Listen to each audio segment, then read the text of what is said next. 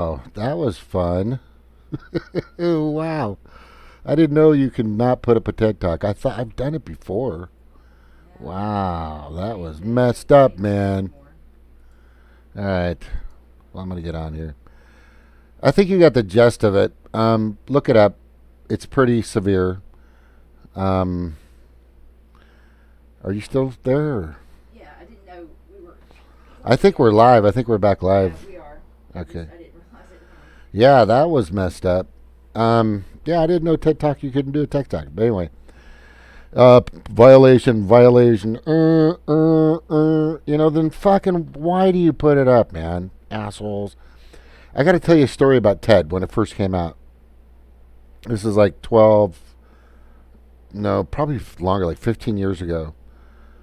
TED Talk was operating Balboa Island in Newport Beach. They started there.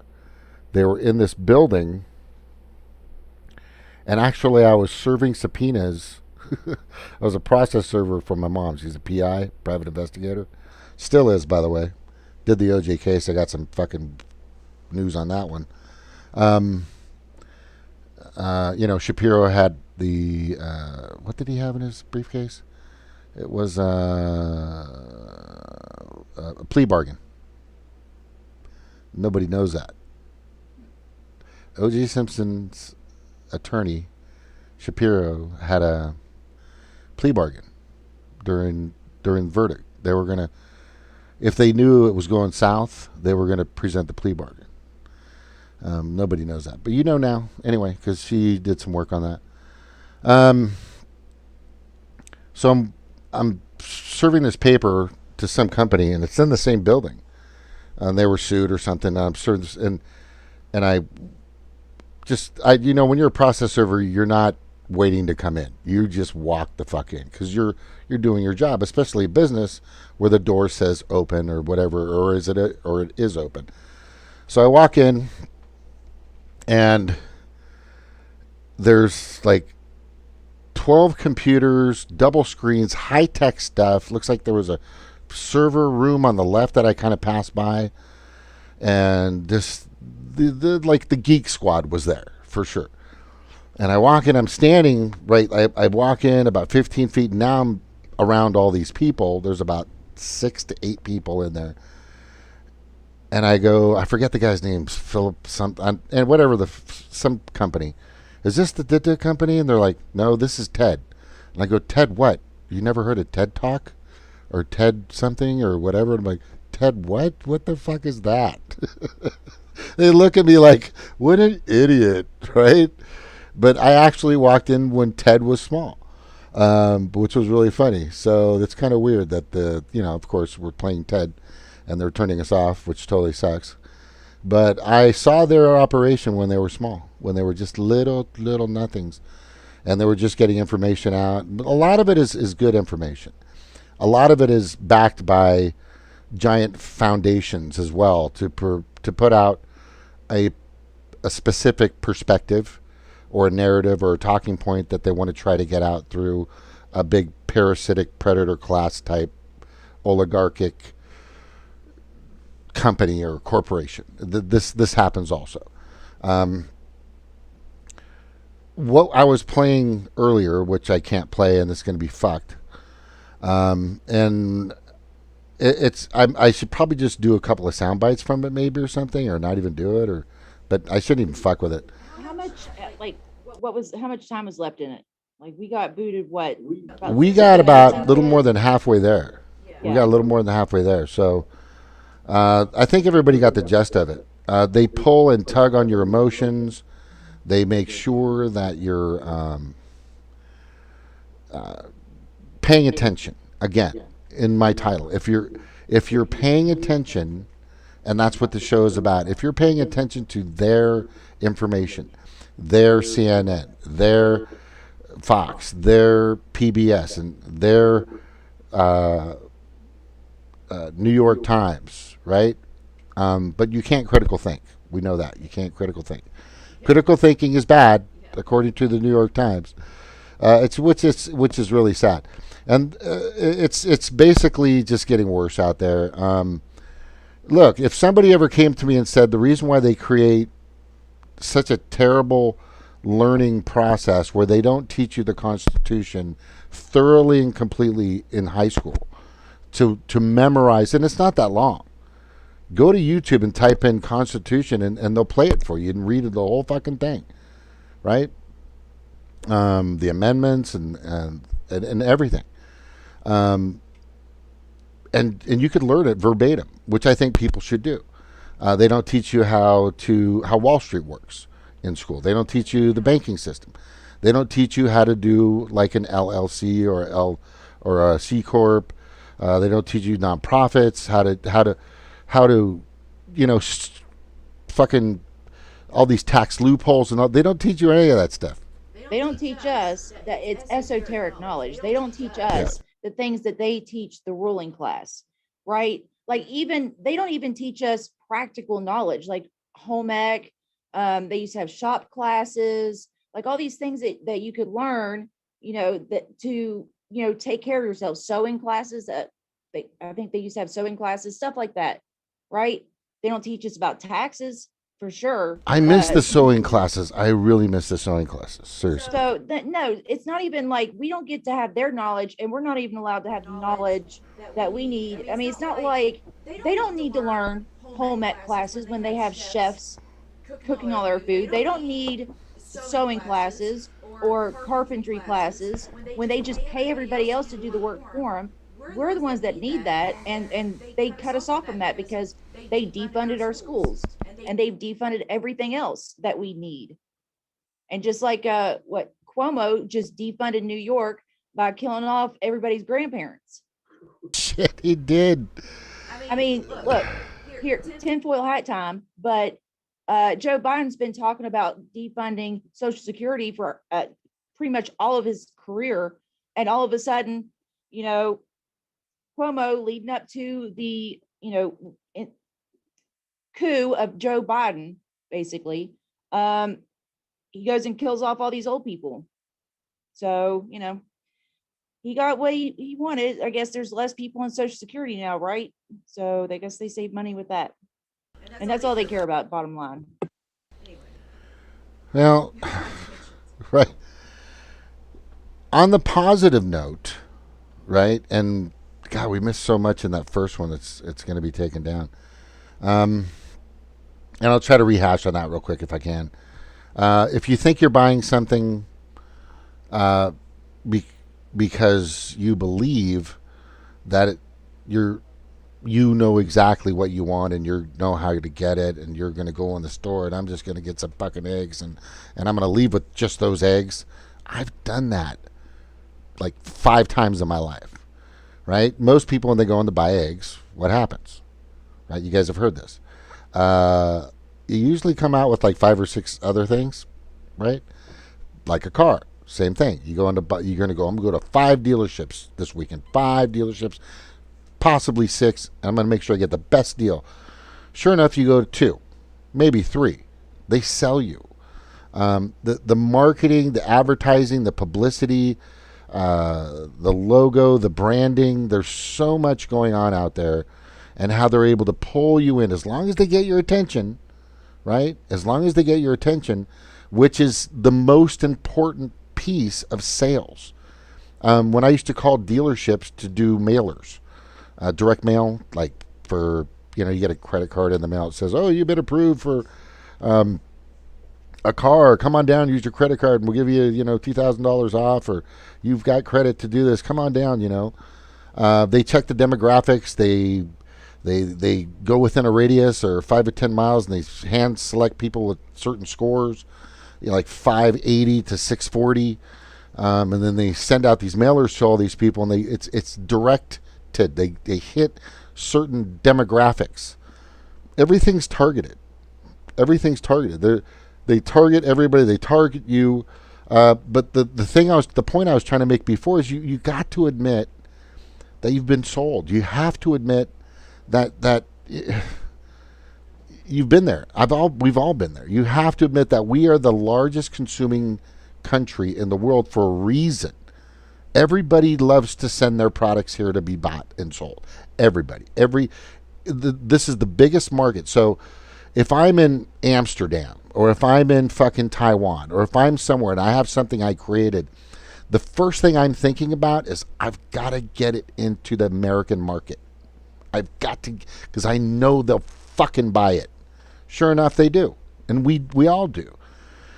So it's hard to get rid of that pride to say no, nobody can fool me. I've never been fooled, right? Like I've said, it's harder to prove to someone that they've been fooled than it is to fool them.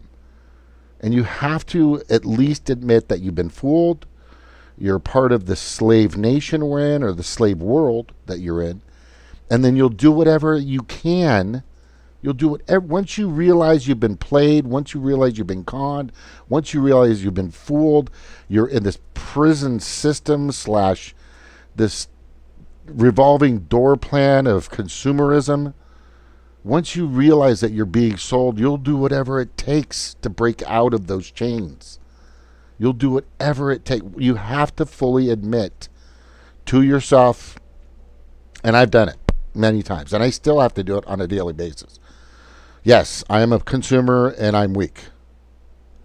So how do I get stronger? How do I stop um, uh, falling into these traps? How do I stop listening to CNN or MSNBC or Washington Post or Huffington Post or the CDC and all these, CDC, everybody knows most of the people that fucking work in the CDC used to work for Big Pharma. These are pharmaceutical reps that now work for Big Pharma.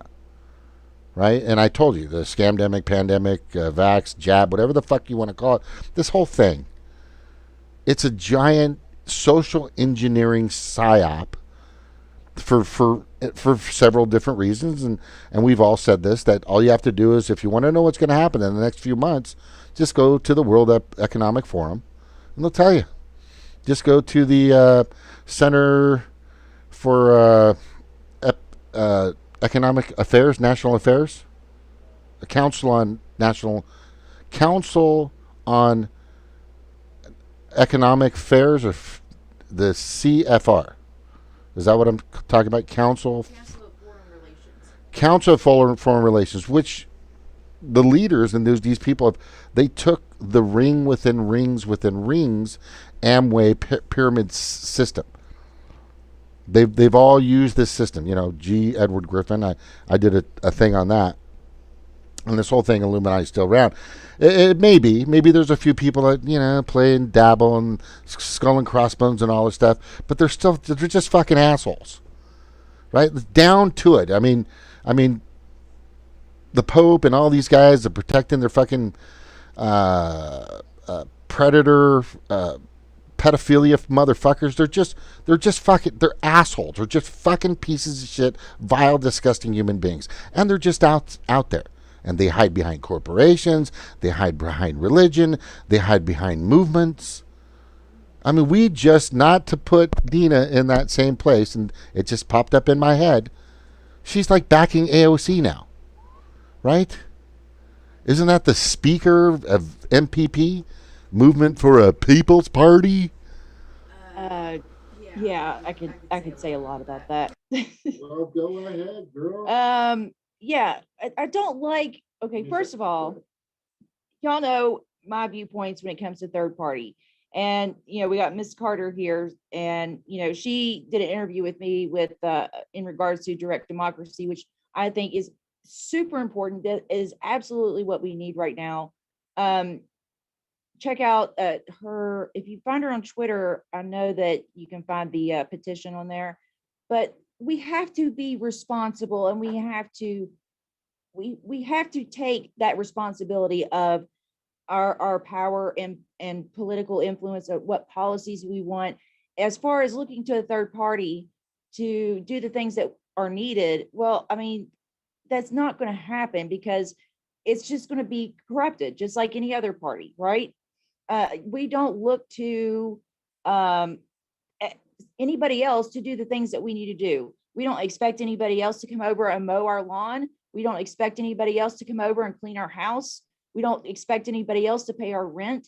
But for some reason, we expect, this big group of people with power to take care of our, political needs. when we're not, what do we do? Just show up every couple years and maybe cast a vote?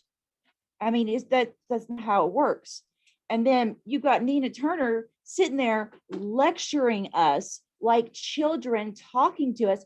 Well, I know you were disappointed. I know you were disappointed that you didn't get your health care, but you know what? They're playing there. It's politics. It's politics. You wouldn't understand it, common folk. You wouldn't understand it. You're just disappointed. You're disappointed. No, that's what you tell a child that didn't get what they wanted for Christmas. Candy at the impulse side. That's what you tell a child. Oh, and I know you really wanted that brand new bike for Christmas, but you know what? We maybe next time.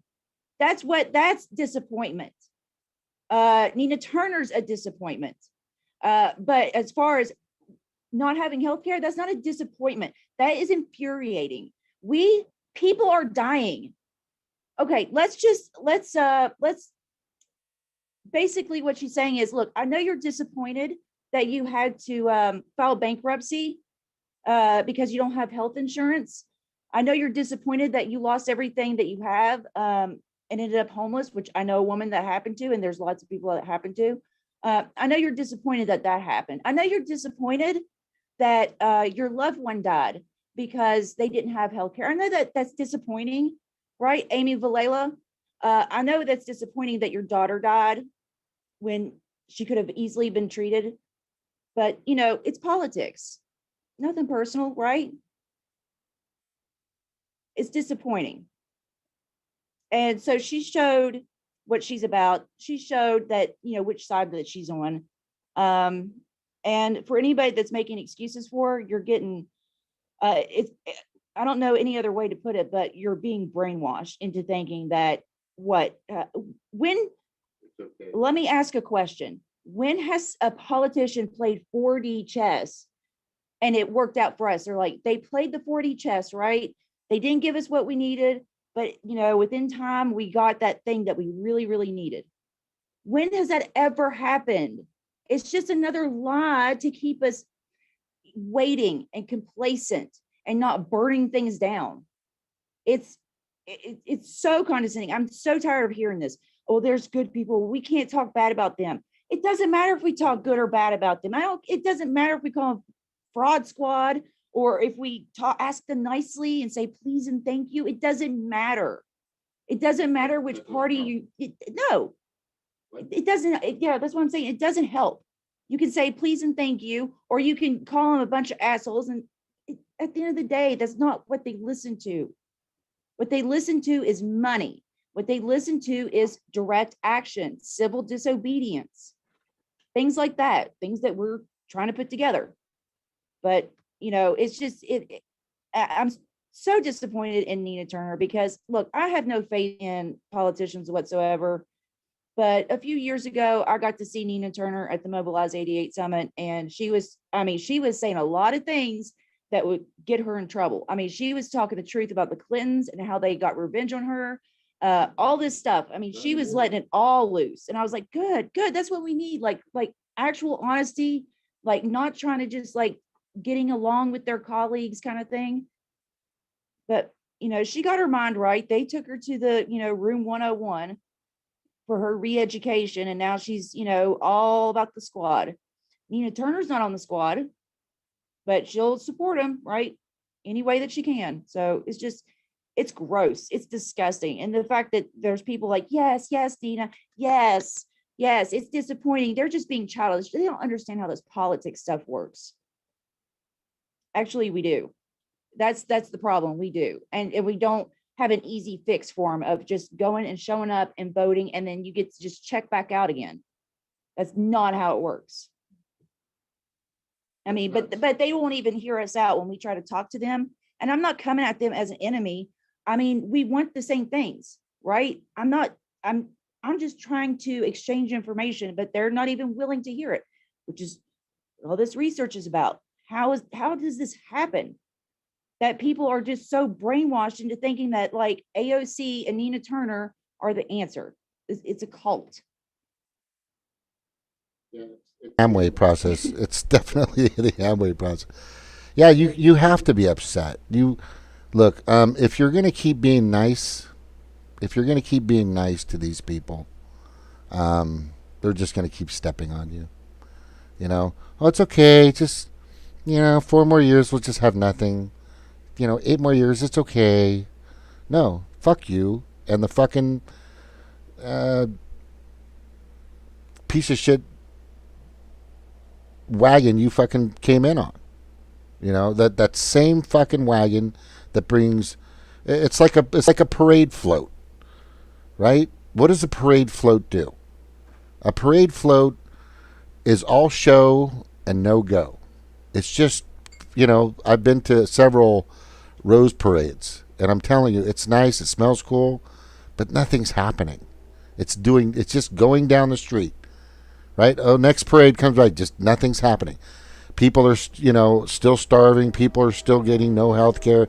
People are still getting nothing. People are still locked down in their fucking houses over a fucking giant scam.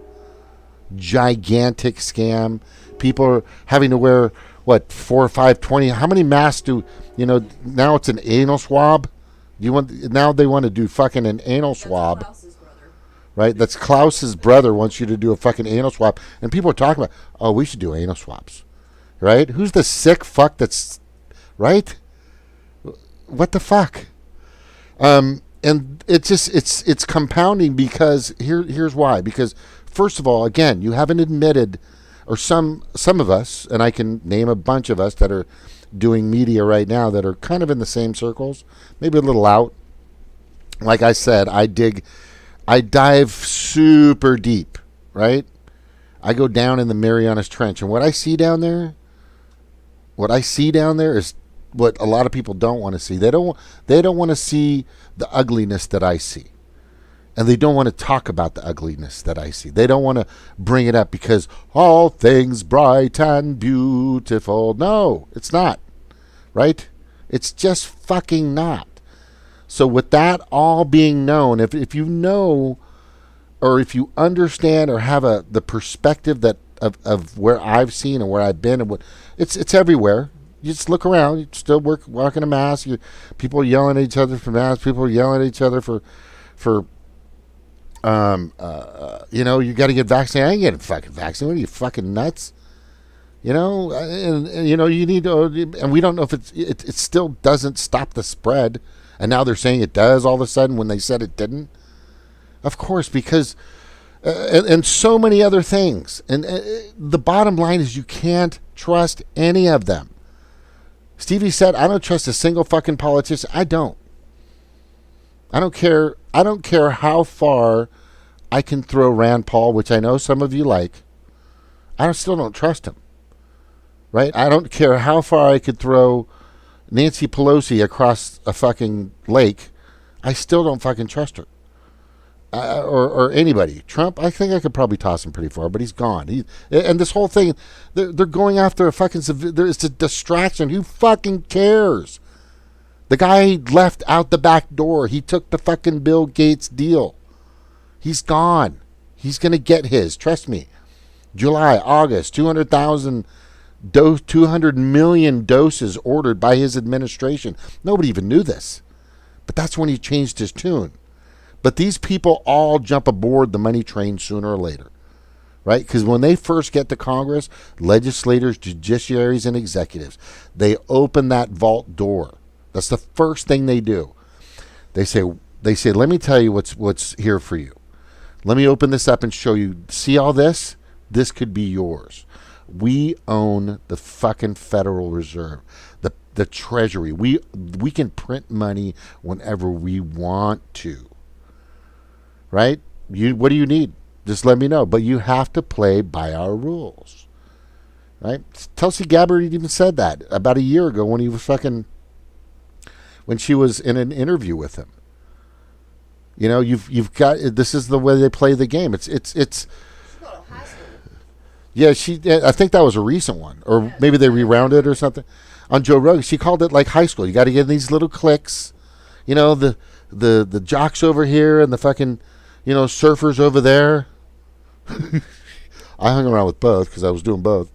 But point being, they don't give a fuck about you. The media doesn't give a fuck about you. They don't fucking care about you, for God fucking sakes. They don't give a fuck. These services and departments, none of them. What, Whitney Webb just brought up something about the Kennedy. I don't know if you saw it. Something about the Kennedy assassination, and she basically said they're bringing this back, like trying to revamp or remarket their story. The CIA, they're still trying to bring back that first narrative and that talking point that they tried to use.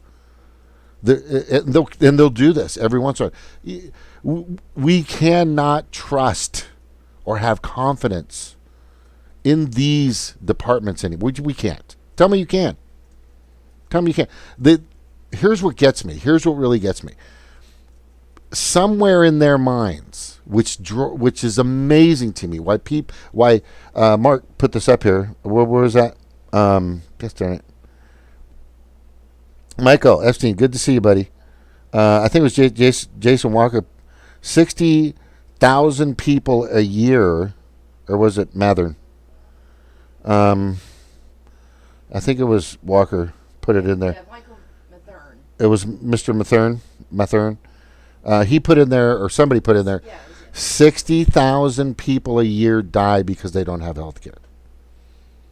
But the CIA, the FBI, the Department of Justice, whatever, it's like, who's investigating that criminal investigation? Right? One person dies or a few people die that are big name people or whatever the case may be. I mean, it was all over the headlines today. Tiger Woods crashes. Oh, fuck. Everybody fucking flies to the TV. Right? Me, I'm just saying, he's probably drunk and he rolled over a cliff. Right? Yeah, and he's got a lot of back problems. He's on a lot of pills. But that's what they're talking about. They're not talking about 60,000 people. That's a lot of fucking people, right? There's so many people that are in dire straits that are still. I just talked to at my work, and these people were probably in a not prominent area. Probably majority of it was probably African American. They had been out of water because of the infrastructure issues that we're all fucking going through. They've been out of power for 4 days. They've been out of water for 9 fucking days in Austin, Texas. 9 fucking days. I know what that's like, because when we had that MCHM spill, I mean, it was almost 2 weeks, about 2 weeks that we went without water. Couldn't wash your dishes, couldn't take a shower, wash your clothes, nothing. I mean, nothing. And it was hell. It was so bad. And so, and not only that, but they've got to deal with, infrastructure problems. Their houses are having cave-ins. They've got, pipes exploding. I mean, I've gone through all those problems like separately, but to have all that happen all at once, it's so terrible. So terrible. Yeah. So all the terrible things.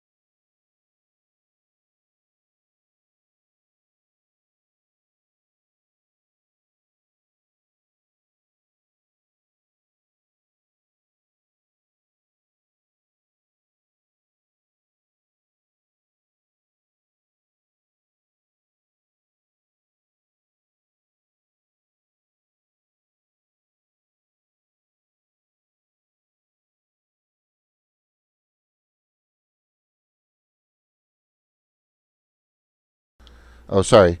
I'm just, God damn it, I hate when I do that.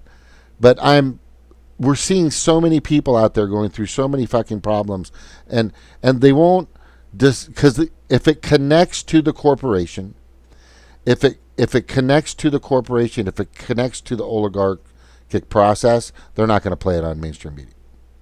They're not gonna. They're not gonna air it. They're not gonna. They may a little story here and there, something like that, a little side story or something, right? But they're not. It's not going to be the main thing. It's not. It's never had. Um, the suicide rates of teenagers is just skyrocketing. They don't know what to do. They don't know what to fucking do. And I'm watching Jimmy Dore just having fun, drinking fucking whatever cocktails. What does he drink? Some fucking cocktail. But I'm just gonna keep going along with this bipartisan crap and keep talking about shit that doesn't fucking do anything, right? Because what's happening right now is I'm telling you, they're sold. It's it's the if they're getting your attention, if they and everybody says they when it comes to social media, it's always they, not social media. When it comes to independent media, we always say they, and if you say they, you better be talking about most of the 650 billionaires that are out there that are plus that are controlling the world, or possibly trillionaires. You have to be talking about those people that are pulling the strings of our legislators, our judiciaries, and our executives. You have to be talking about that.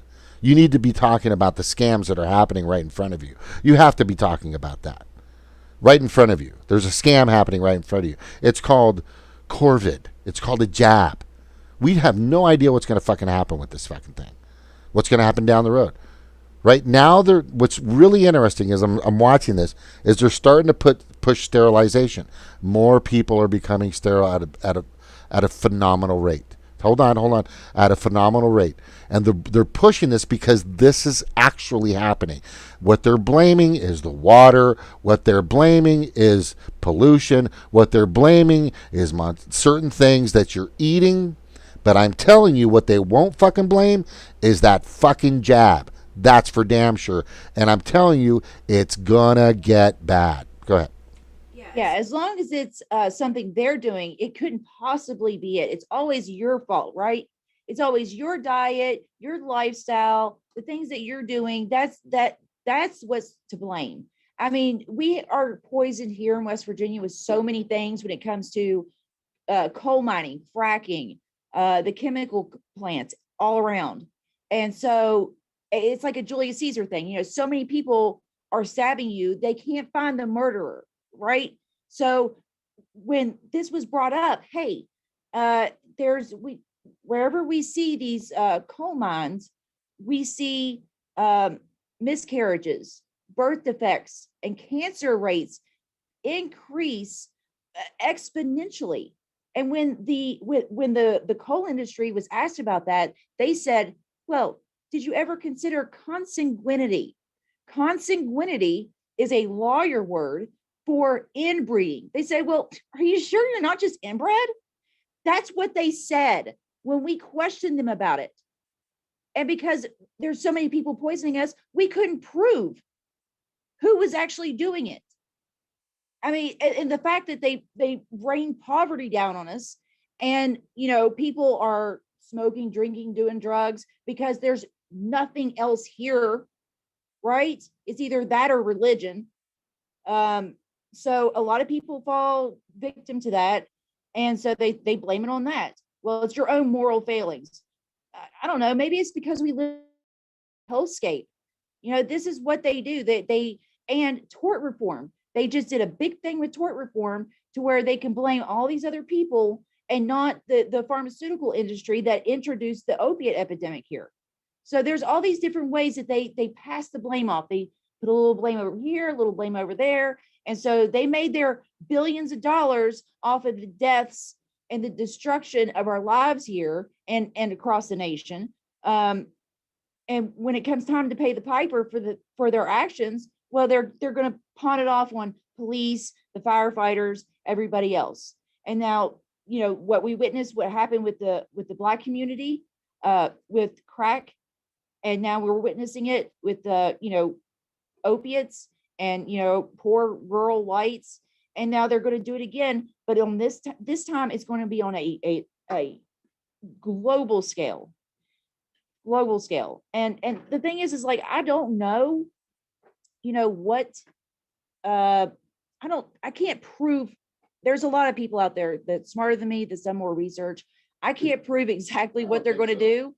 Um, but I know enough to know that I'm being used. I know enough to know that I'm being sold something, right? And I have questions. Like, if I'm wrong, look, these are just questions I have. Why is it that Gavin Newsom, Nancy Pelosi, Jim Justice, Cuomo, none of these people care about following the rules? They're not concerned. They have a different set of rules about how they live, but for some reason, my son has to stay in lockdown. My stepson has to be in lockdown. Like, our kids are depressed. I mean, if you look at the effect of lockdowns on kids, it is absolutely heartbreaking. The amount of abuse, malnutrition, depression, anxiety. I mean, they have nothing to look forward to. They are social creatures. And so I'm all over the place with this, but I'm just saying, like, we have to start with questioning. You don't have to have the answers, but you have to know when the answers that are provided to you don't make sense. And the answers that they're telling us when it comes to this vaccine, it doesn't make sense. They're telling us we have to get this vaccine, but then they tell us that we can still pass it on other people. It's still possible for us to get sick. So I'm just like, well, what's the point of it even? What's the point? And some people are getting one type of vaccine, some people are getting another. A lot of questions, and nobody has answers, because these are answers they can't answer. Because if they do, they can't lie to us, right? So it's just, anyway, I'm on a tangent. It's a good tangent. It's all over the place, but it just doesn't make sense to me. And it doesn't, and nobody's there trying to make sense of it. Nobody's there trying to provide answers. That's our job as, whatever it is that you want to call us, journalists, reporters, pundits, analysts, I don't know, commentators. I don't know what to call this. But look, the thing is that my job is to ask questions. My job is to process information, gather the information, bring it to you guys. And if something doesn't make sense, I have to ask the questions. And I keep asking questions, and people keep telling me how I'm stupid or I'm a conspiracy theorist, but nobody wants to provide the evidence to prove me wrong, or to prove anything wrong, or prove their point. So it's just frustrating. It is super frustrating. I'm going to show you guys something real quick. It is super, super frustrating, and I understand your frustration. There's no doubt. Let me just get something. Oh, I got black screen. Oh my gosh. All right. Okay, so what this is, all y'all, is, whoa, wait the second here. There it is. So what's interesting is, as I go to the site, if you can see it, it says factors influencing consumer behavior.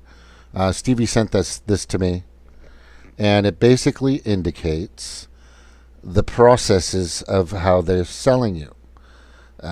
They sell you culturally, socially, personally, and psychologically, right?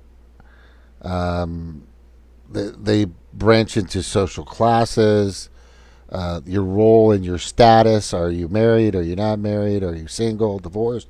You get these questions, like when you filling out a loan, you're going to get these questions, and and you're targeted and you're marked. So this is just part of the process, right? And ultimately, after they have all this information that they've gathered, which, by the way, they can use now according to the NDAA and Patriot Act. Thank you very much. And you've pretty much signed your life away if you're on Facebook, YouTube, Google, and all this other stuff, because you checked you didn't read the fine print on the terms and conditions, but they can share your information, and all these people know where you're going.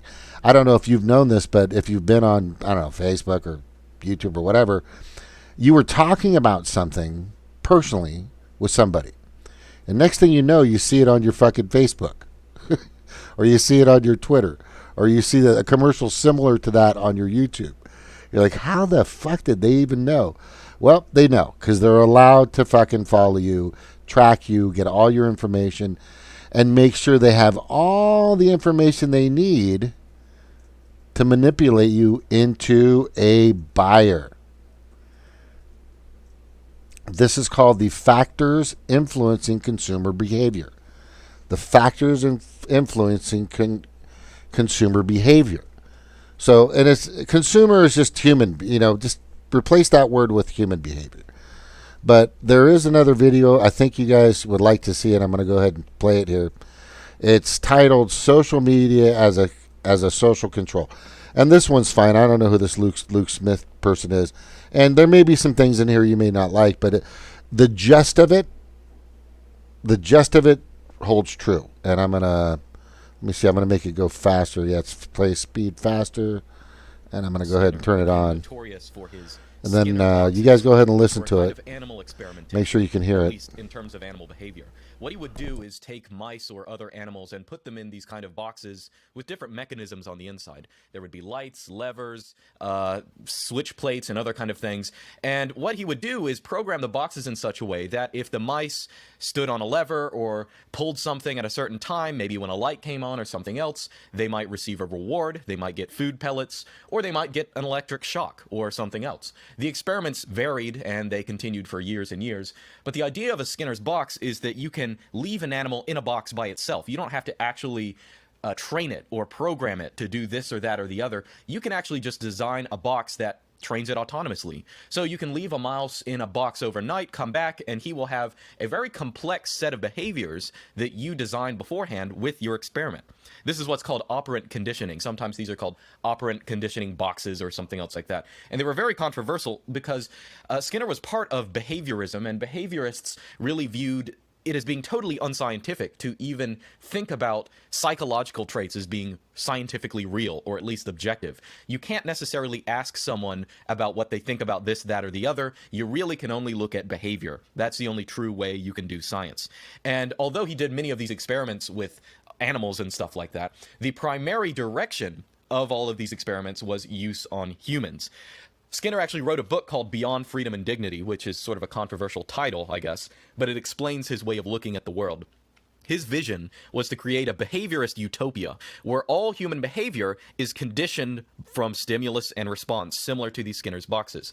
So, for example, humans, they do good social things by getting reinforced for doing those things, and they're punished if they do something undesirable. Skinner ultimately believed, as the title suggests, that freedom and dignity are just sort of abstractions. They're spooks. They're metaphysical. They're not really the goal of anything in human society. And a social engineer can come and design the society for us and ultimately to train people to behave in the way that they expect. This is one of the things that made Skinner and other behaviorists so scientific. They really thought of even looking at the psychological traits of mankind as just being pseudoscience.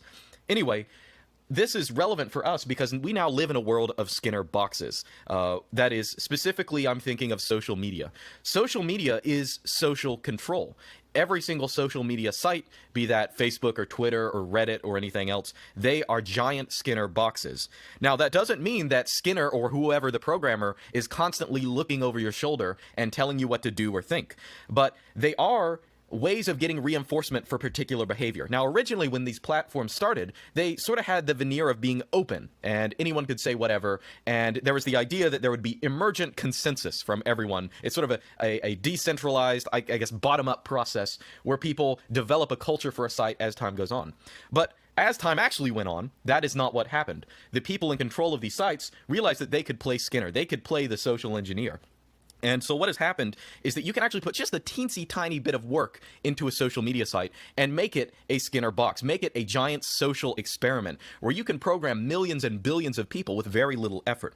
Social control actually takes very little effort in social media. It's self-regulating. You can actually have the people in the social media treat each other in such a way that reinforces the behavior you want. Now, at a basic level, you can do things like banning. Now, you don't have to ban a large number of people. You just have to ban enough people to create a kind of chilling effect. you have to put in place ambiguous terms of service, which all of these social media companies do. If you get a post banned on YouTube or Twitter, you're usually never even told what it's explicitly banned for. You're just said, this went against our community standards, so we had to delete it. So people are banned for different reasons, and they're left guessing what those reasons are. And there's a chilling effect in terms of people are constantly afraid of getting kicked off these platforms. And over time, what this causes is a kind of giant mass lobotomy. You are telling people what they can and can't think. You're telling them that there are certain things that are forbidden. And once you do that, you can actually expect that those people who are left are going to be reinforcing themselves in the proper behavior that you want. They will give each other likes and comments only in those places that you gradually incentivize them to do. You can decide what hashtags go big, you can decide what videos go big, and although you're not micromanaging every channel, which is something you could do, but although you're not doing that, you can actually have a large degree of control, behavioral control over people. And the best part is, they think it's them making the decision. They think it's, I learned this on social media, this is what other people think. This must be the right thing, I don't know that much about it, but I'm going to go along with it because this is the consensus that I see emerging. When in reality, a lot of these consensuses are just contrived. There have actually been a lot of, studies you can look out here, and even like news articles on this. I remember a while back there was an article in Forbes about this guy who did the article saying, I just paid $200 for people on the internet to bot a couple Reddit posts, and it's very easy to make things go viral in the right circumstance if you just have just a little bit of money or just a little bit of motivation, and all the rest of the snowballing effect happens naturally in these kind of operant conditioning environments. Like, people want to see particular things, they judge things based on whether they're popular or not, and this is the case in, of course, every social media site, but there are some social media sites like Reddit where everything is consent-based, everything is social engineering based, so you can have a lot of control over people's thoughts just by regulating in very specific areas. Now, of course, none of this is old-fashioned stuff because B.F. Skinner talked about it 100 years ago. B.F. Skinner actually has a pretty low reputation because, he said things very bluntly, obviously beyond freedom and dignity. That's a scary thing. But today we actually have exactly the same thing. There is a viewpoint called libertarian paternalism out there. It's popularized primarily by Richard Thaler and Cass Sunstein. Cass Sunstein was actually part of the Obama administration. He was, I think, Office of Information and Regulatory Affairs or something like that.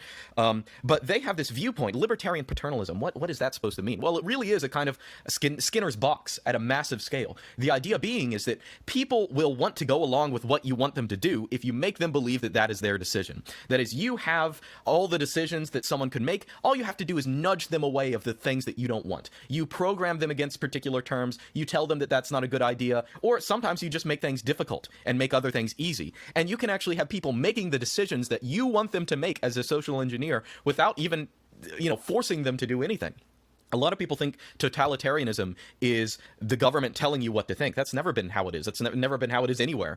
What's a far better method of control is presenting different choices to someone, but present them in a biased way that nudges them in a way that you might like. So when they make that decision, they have the illusion that the decision is there. That's libertarian paternalism. It's basically equivalent to totalitarianism. And all of this, I guess, in the psychology literature is based on what's called the heuristics and biases program. This is a program, I guess, a psychological approach that's usually associated with two Israeli-American psychologists, Amos Tversky and Daniel Kahneman. Tversky's not around anymore, he died, but Daniel Kahneman is. And they popularized this idea that human cognition itself, humans can't even think for themselves. Like, they have cognitive glitches. They have cognitive breaks in their brain that need fixing by social engineers, or maybe just better thinking. And it's the obligation of the libertarian paternal government to push people in such a way that they make the decisions that they want. Now, I've actually talked about this viewpoint before, the heuristics and biases viewpoint, the idea that human psychology is broken. I think you can read other people on this. Gerd Gigerenzer is someone I often recommend because he makes the argument, and I think this is a good one, that really these biases are illusions in the first place. It's mostly just these researchers who don't understand human behavior in the experimental environments they put it in. There's the so-called ecological rationality approach, which I usually endorse. But regardless, this is the viewpoint of the social engineers. This is the viewpoint of most academics. Human psychology is broken, and we have to control it in some way. We have to nudge people in a particular direction. It's too condescending to just tell them what to think, but we can use social media companies, we can use the media.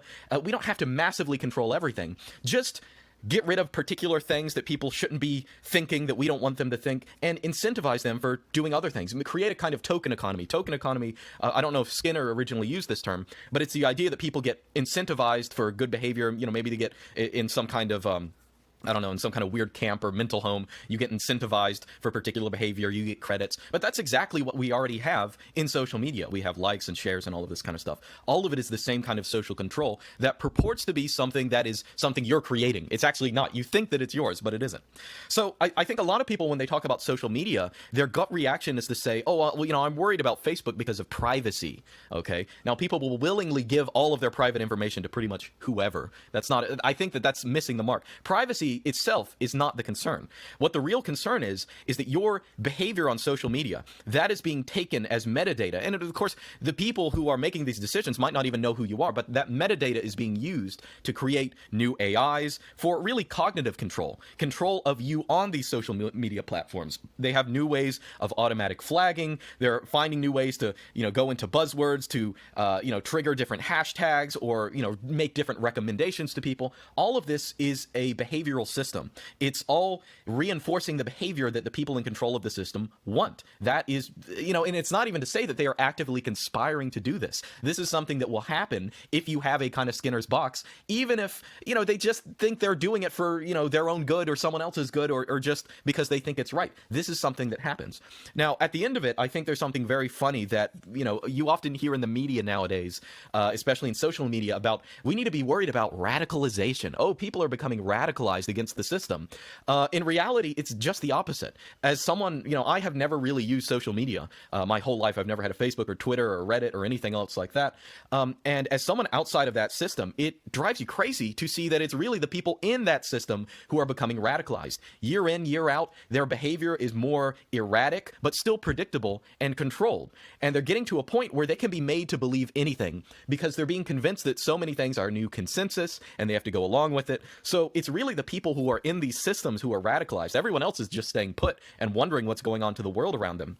But these social media companies and social media sites, even if they're controlled by beneficent people, they're not, but even if they were, they are Skinner's boxes. They are programming you in the same way that a mouse is being programmed to step on a lever or, some kind of stimulus response system. It's the exact same thing. And in fact, it's arguably even worse with humans because we're a lot smarter. Like when we are being programmed against something or for something, or we're being disincentivized to use these words or, all these kind of things, we can rationalize it in our brain. We can try and make sense out of it. And humans are very good at, pretending that an idea is their own, pretending that everything is fine and this is their own decision. And this is where this all comes from.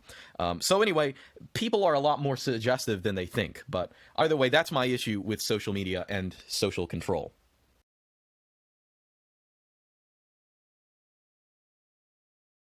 Very well done. Luke Smith, check him out. He's got some good information. It's impressive. Good job. And it hits home at exactly where we're at and where we're going to. If you are paying attention, if you're paying attention to pretty much everything, I mean, unless you're staring at a wall, right? Unless you're staring at a wall, this is happening. You're being bought. You're being socially engineered, and you just have to admit it. You have to say, "Hey, excuse me, gosh, that beer is good."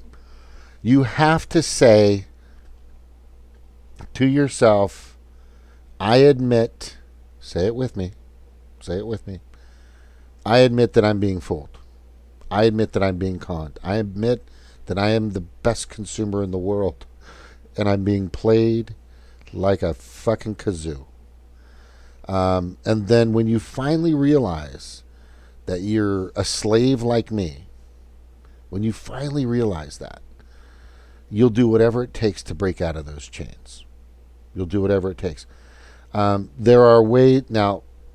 Hold on.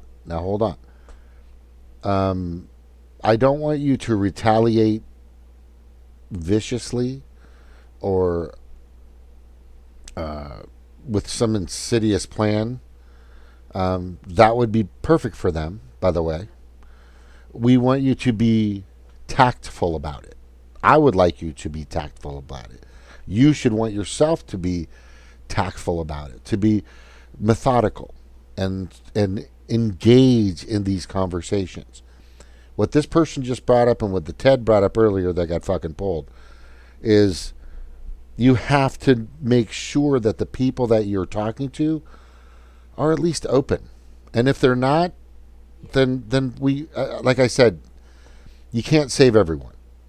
You know, you can't. I mean,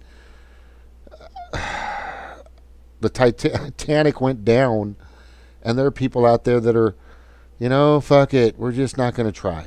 Fuck it, we're just going to go down. We're going to die.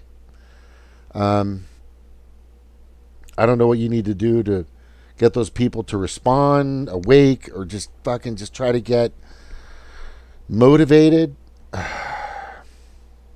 What this is, sorry.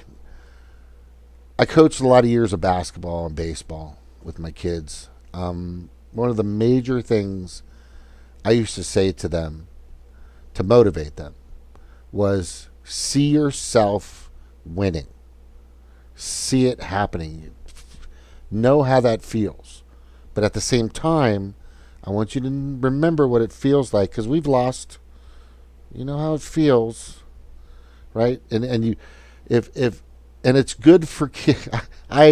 Those participation medals that the Green Party gives out, hey, thanks for victories. the moral victories.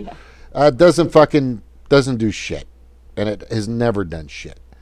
I throw those away. I used to have boxes of those. What's the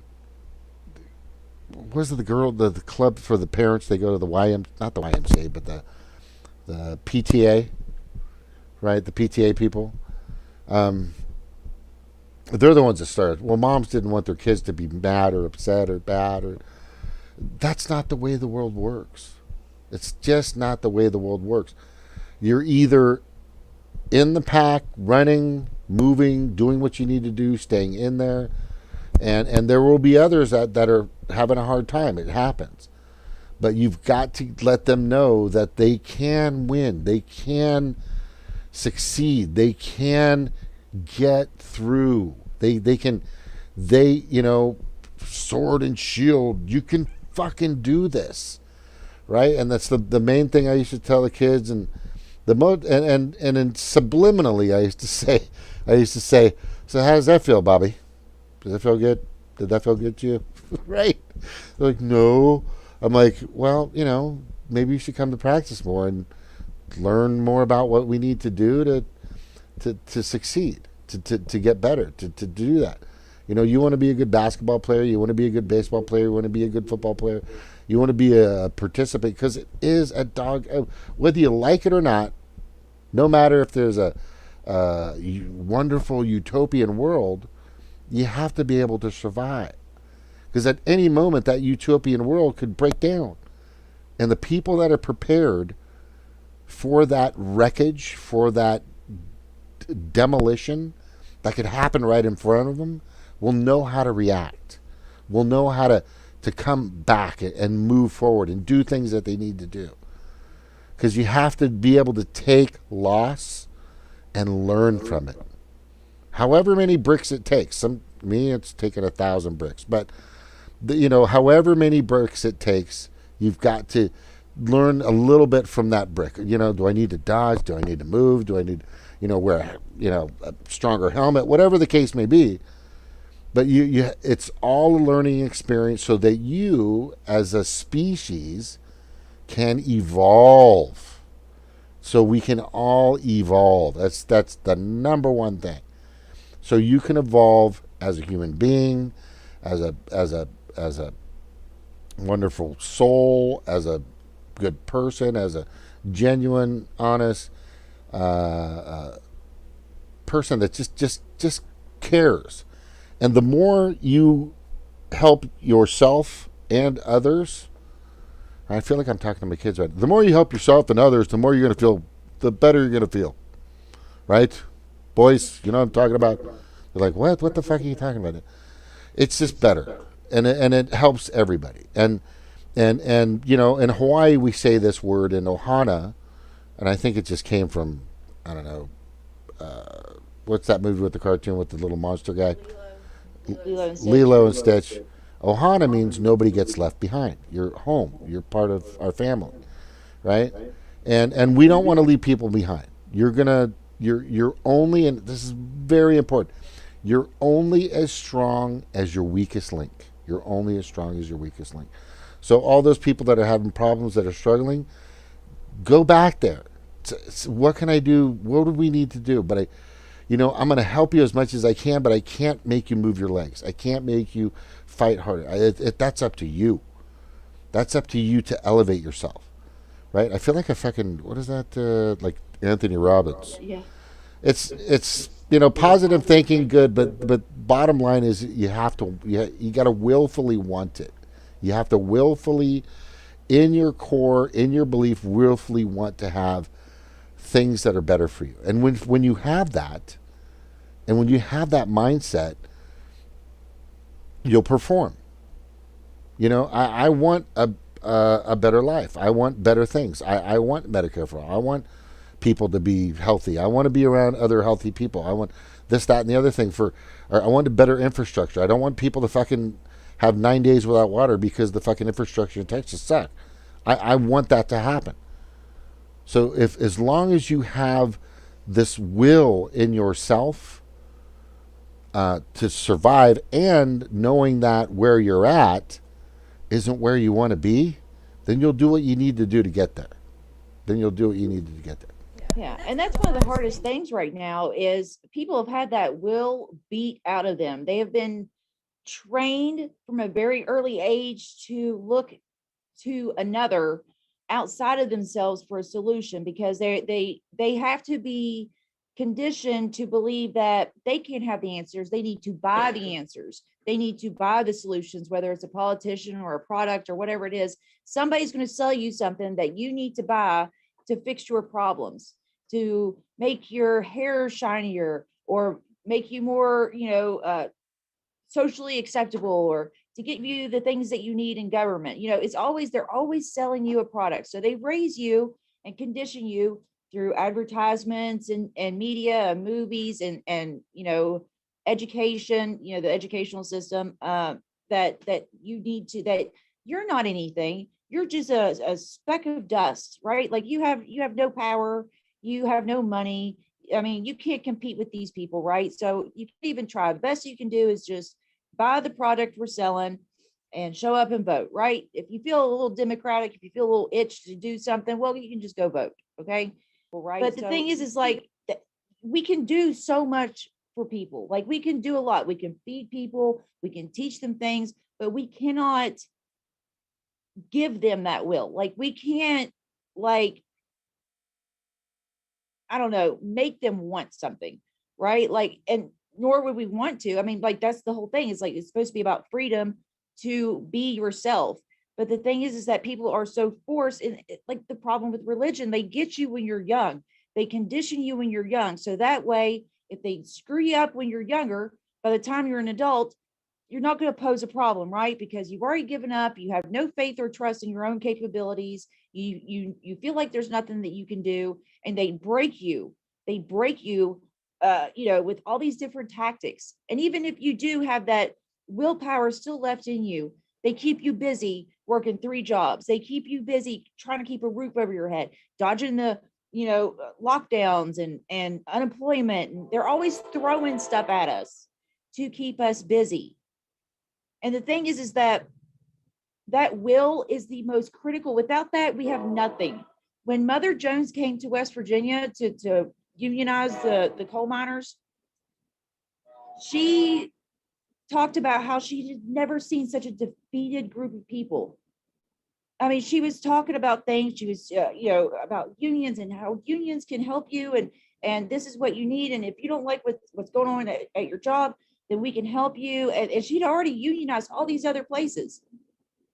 But she came here and she was like, damn, man, these people don't even, I mean, they don't even have the passion to even try. They were defeated before they even begun. Like they knew, I don't, whether it was, a fear of winning, because I mean, it's an unknown, right? We've lost so much that we don't know what it's like to win. The Green Party does not know what it's like to win. So they don't, I think at this point they're kind of scared of winning. Like, I don't, like shit, I didn't expect this to happen. Like, what do we do with it now? Right. And some of it is like, well, what's the point of trying? It's just going to make things worse. I mean, we know that things are bad now, but if I try and I fail, well, then things will be worse than what they are now.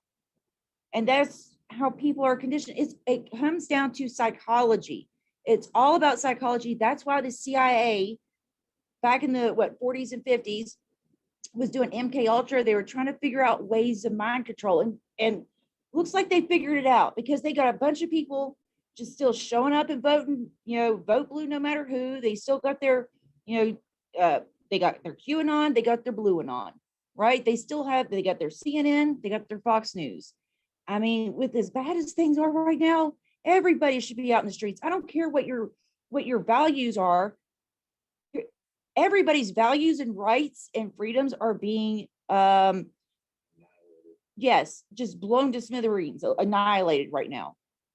So no matter what you stand for, you're not getting what you need. You're not getting what you want. So that's why I say I'm not even trying to organize people as far as when it comes to like these, fringe issues. It's just like, hey, are you pissed off? Do you feel like the system's broken? Are you getting what you need? Okay, that's all I need to know. That's all I need to know.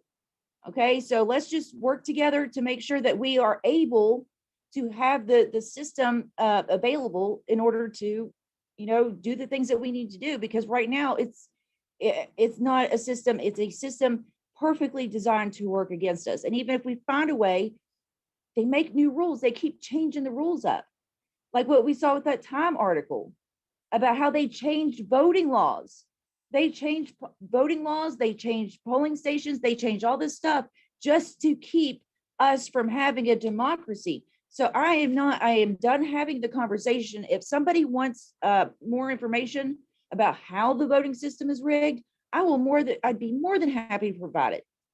But I'm not having the debate. I'm not having a debate about whether or not it's rigged, because there's more than enough evidence. And that says a lot, because there's not a whole lot of things that I'm willing to say 100% for sure on, but this is one of them. The voting system is worthless at this point. I mean, maybe in terms of if you want to keep them busy with their resources, like, keep the ruling class and mainstream media busy, focused on elections, while we start something somewhere else, right, to divide and conquer their resources and their attention and their forces, like they do with us.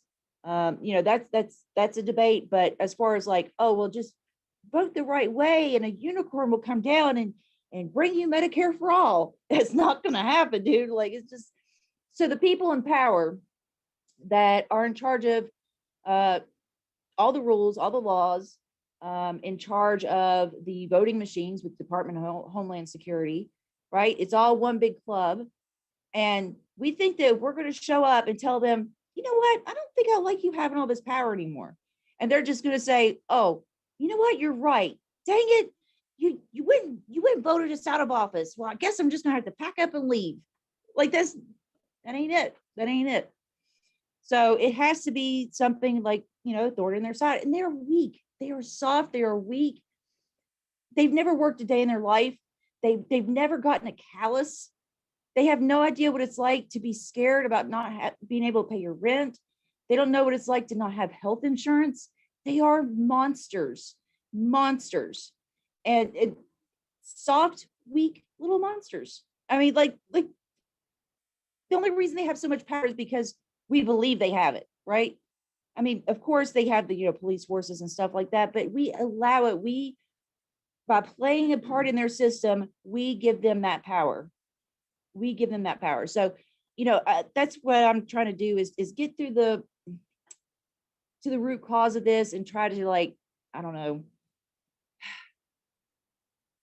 let people know that, like, there's a way out, like that there's a way, no matter what it is that you want, what your values are, what your policies are, Like, we should be able to have that conversation. We should be able to put that up for a discussion, you know, have it voted on, and know that that vote is counted and secure. But, you know, nobody gets to have that right now. I mean, censorship, all these things, it comes down to they have such a tight grip on our actions. It's not even our actions. They have a tight grip on our thoughts, what we can think, what we're allowed to know.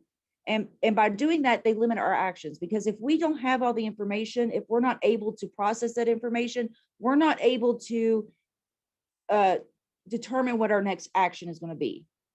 So, I mean, by controlling the information and controlling our minds, they already know what the outcome is going to be. So the most radical thing you can do right now is to use critical thinking, think for yourself, educate yourself, and plan, because they're doing it every day. They have think tanks every day planning on how to take things away from you. And that's what we got to do. I mean, we're not going to outsmart them or outgun them, outmuscle them. You know, we're not going to be able to do anything like that. We're not going to be able to outbid them with money, but we can outsmart them because they're arrogant and soft and weak. So They are good points. Good points. So I just want to show you guys something real quick.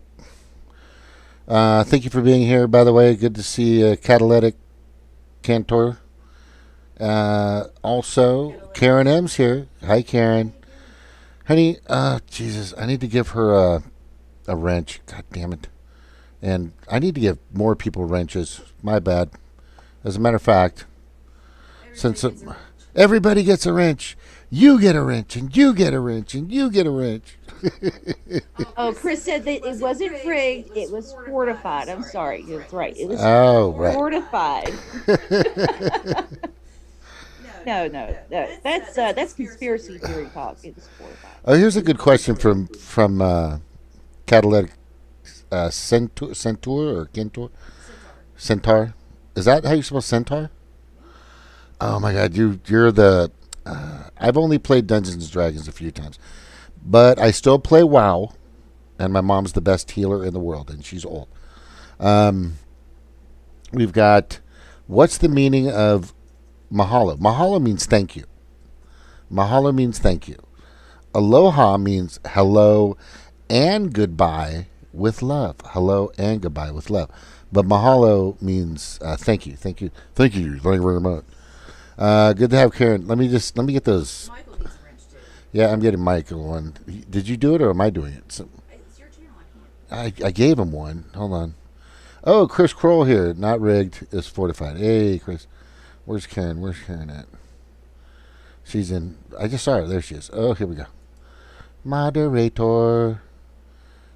Add moderator. Is that what I click?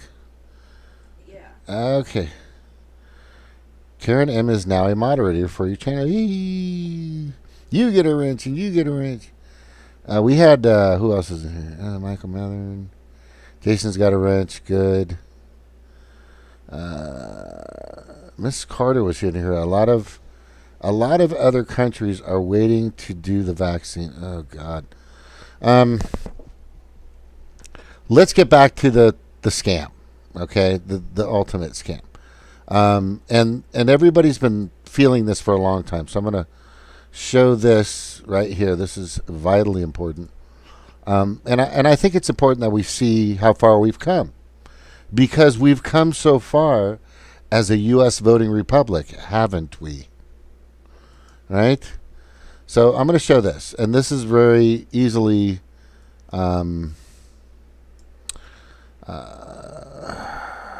laid out for you. So on partyexodus.org, and I'd like everyone here to go there, go to the toolkit and do the voting process, because what we're going to be creating is a exit poll system for everyone. But it's very simple. It's very simple. Oh, I need to make that wider so you can read the rest of that. But anyway, this is a very old picture. This picture right here is... This comic is over 80 years old, and yet you don't have to change a thing about it. It's very bit as relevant today as it as the day it was drawn. And it shows the military-industrial complex in the background. Healthcare gets fucked. Of course, science just picked up big time because, you know, why? Because of the vax and COVID. Education's always sitting in the way back corner, in the arts and other things, of course, have been left behind. So the question is has the U.S. political party system helped you? Answer, it has not, nor will it. We've been conditioned to believe that political parties have had our backs for decades. But as you can see in this cartoon, that the predator class, corporate elite, special interest have always been our supposed public servants' number one priority for over 80 years. And it is. It's been like this far too long, guys. It's just been like this for far too fucking long. What I'd also like to bring up, what I think is very important, I'm going to go to the toolkit. There, you know, of two evils, choose neither. That's for damn sure. If you go to the toolkit, there's something in here I wanted to show you, and I think it's important. Independent media. Monotalk, Red Economics, Combo Cash for sure. Mendon Hurst is in there. He does a great job. Kitten Daniel there with Hardlands Media for sure. Slow News Day, Frank Analysis. That kid's kicking ass right now. Good job. Roar Media, Last American Vagabond, Conscience Resistant, Ben Schwann. Did I miss somebody? Where's Whitney Webb? I got to put her in here. Oh my God, I can't believe I didn't do that. Jason Burmis, Dr. Shiva, Jimmy Dore, which hopefully he'll wake up and come and understand that Event 201 is actually a proposal. He'll get it. Hopefully one day, because Max is getting close. Max Blumenthal is getting close. He'll get it. I think he wants to talk about it. It's either culture shock for him or he's just, not willing to admit he's being fooled. I mean, Jimmy's got an ego. There's no doubt about it. He's dyed his hair now, motherfucker. God damn it. Right? Whatever. Really Graceful is good. Tim Pool is on here. I know some of you don't like Tim Pool. Right? And I know some of you don't like Anomaly, if you ever heard of this. Or Really Graceful, right? Or Spiro Scoras, which does great work. Full circle. If you go so far left, and if you go so far right, and if you keep going in that direction, we're all going to meet in common ground. And what we can meet at is the censorship. What we can meet is our free speech, Julian Assange rights. What we can meet at is many of them want health care or better wage. There's so many places in common ground, but they want to divide and conquer you. When I hear, Mike Figueroa or Kyle Kalinske going after the Republicans, I'm just like, dude, you're part of the fucking system. You're part of the problem. Stop. There are people out there, Anomaly, Tim Pool, Really Graceful, and Shapiro, and a bunch of other people out there, high impact films. There's just a lot of them that want what we want. They want a U.S. political, electoral, and voting system they can count on, they can trust, they have confidence in, has integrity, is transparent, and most of all, is accountable, which doesn't happen. Which accountability just doesn't fucking happen if you're a politician or you're part of the, oligarchs or the parasitic predator class out there. And they want those things. And then afterwards you can talk about abortions, or you can talk about race, or you can talk about, whatever, which are of course are all important. But let's get those rights first. Let's get to the table and talk about those and present those first. Come together, create an actual nation that can really benefit everybody, not the 99%. I'm talking about and completely and absolutely saying the 99% has been left out of that equation.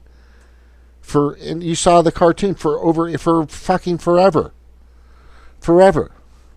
So this is Party Exodus. Leave the fucking parties. If you believe, if you truly believe that, and I think this is important, if you truly believe that the whole electoral political party and voting system has been working for you, then keep going. But this show and absolutely all of it has been talking about you're being fooled. How you're being fucking fooled, how you're being played, how you're being conned constantly. Go to the beginning of it. You'll see it. Right? So if you think you're not, and you're not willing to admit that you have been, I have been. I go to the store, try to get my eggs, leave there with fucking like 5 other things because I can be bought and I'm not perfect, not even close. And when none of us are. What was that? You're not perfect. Yeah, not even close. Not even close. But the thing is, the point is they and absolutely have done whatever they can to divide and conquer us, to divide and conquer all of us, right? And that's the oldest oligarchic, fucking hierarchical, predator class, parasitic class, 1% fucking trick in the book. That is the biggest trick in the book.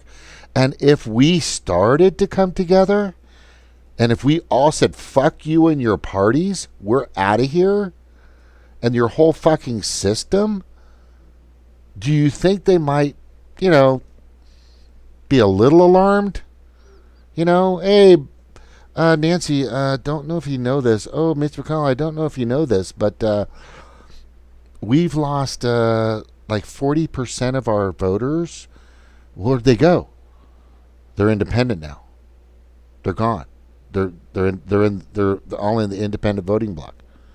They're gone. That would get them.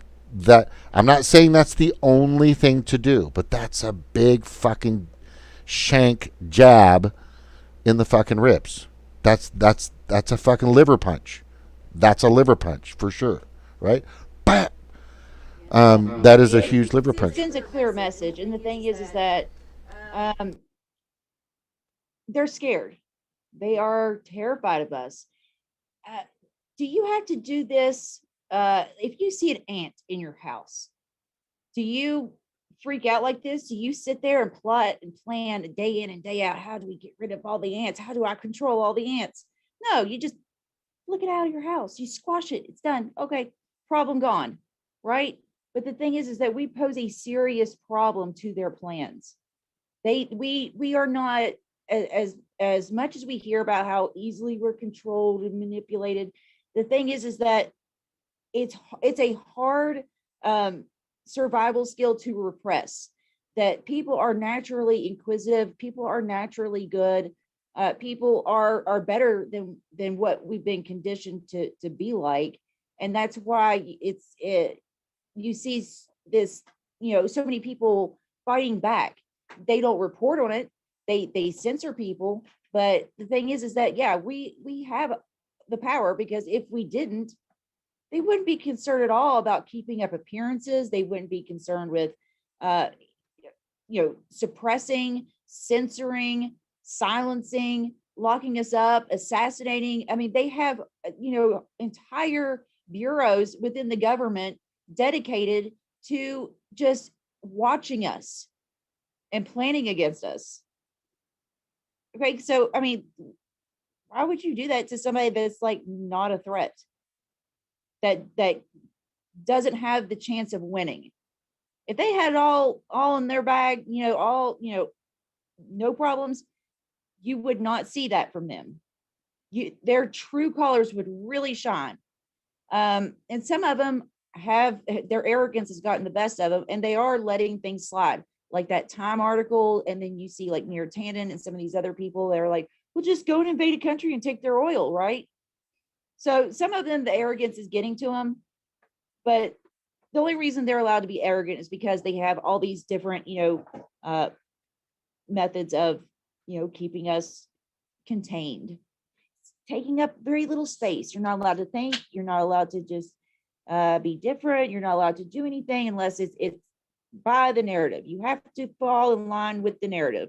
The parasitic class gets together. They come up with the narrative. Then they pay government to supply that narrative.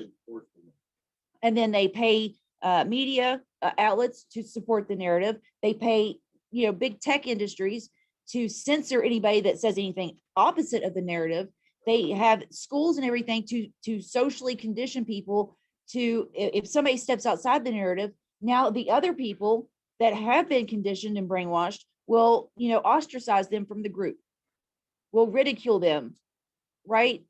So now they've got people convinced, everyday citizens convinced to do their dirty work for them. But it's not enough. It's not enough, and they are so scared right now. And I think that is the biggest sign that we're onto something, and that it's worth pursuing, that it's worth the work. Because, I mean, if it was a lost cause, I mean, why bother? I mean, actually, I wouldn't want to go down without a fight, but it's not a lost cause. There's a lot of hope that to be had, and optimism within our own abilities, and not in some external savior. So, yes. Hey, you had your little motivational speech, okay? So, That was a good. yeah, mine too. System bomb. I just feel like people need to hear that, because I'm just like, I keep hearing like, well, they're playing politics. It's 4D chess, and you just got to vote for the lesser of two evils. And I'm watching people like, and they're acting like victims of like abuse. Like, I can change them. I can move them to the left, right. I mean, all I got to do is just hang in there, and eventually they'll just get tired of punching me in the face over and over again. And that's when I can change them. No, that's not how it works, buddy. You can't play along with that. It's just crazy. Like with my brother. I'm sorry, I don't want to be rude, but please don't punch me in the face. Sorry, it's not an inconvenience. Please don't punch me. Yeah, it's like a big brother going, "Hey, stop punching yourself in the face. Stop punching yourself in the face." Right? While he's taking your fist and punching you in the face. It's like, how many times are we going to allow this to happen? Let me show you a few pictures. Kind of show you where I'm at here, guys. I love that you brought that up a while back. What was I supposed to bring up and I forgot? Did I bring it up already? Yeah. Okay, good. Oh my gosh. I'm like, sometimes I'll say something. Usually when she's saying something, I'll steal it. It's fucking good. Trust me. She's got some amazing one-liners. It's just epic stuff. But sometimes I might say something and I'm like, oh fuck, I got to use that later because it makes sense and it might, turn a couple of heads. But yeah, so let me just do something. I wanted you to see those pictures. I think it was that quote that I sent you on Facebook. Which one? All right, so I'm going to scroll through this, and Party Exodus, just leave the fucking parties, for God's sakes. If you think those parties are doing something for you, go ahead. But, George Washington said, I have already intimated to you the danger of parties in the state, with particular reference to the founding of them on geographical discriminations. Let me now take a more comprehensive view and warn you in the most solemn manner against the baneful effects of the spirit of party generally. That was fucking George Washington, him and his slave. I think they had a relationship or something. I don't know. And then, I mean, whatever your concern is, whatever your issue is, whatever you think should be on a platform, I mean, you should be able to fight for it. You should be able to have your candidate, model themselves or build themselves to follow what you need and what you want, instead of going with the political platforms that these parties have that don't do shit, haven't done shit, won't do shit, right? Imagine if the voting bloc of the independents were able to write in vote. Just imagine, right? Oh, wait, sorry. Let's create a new voting system first.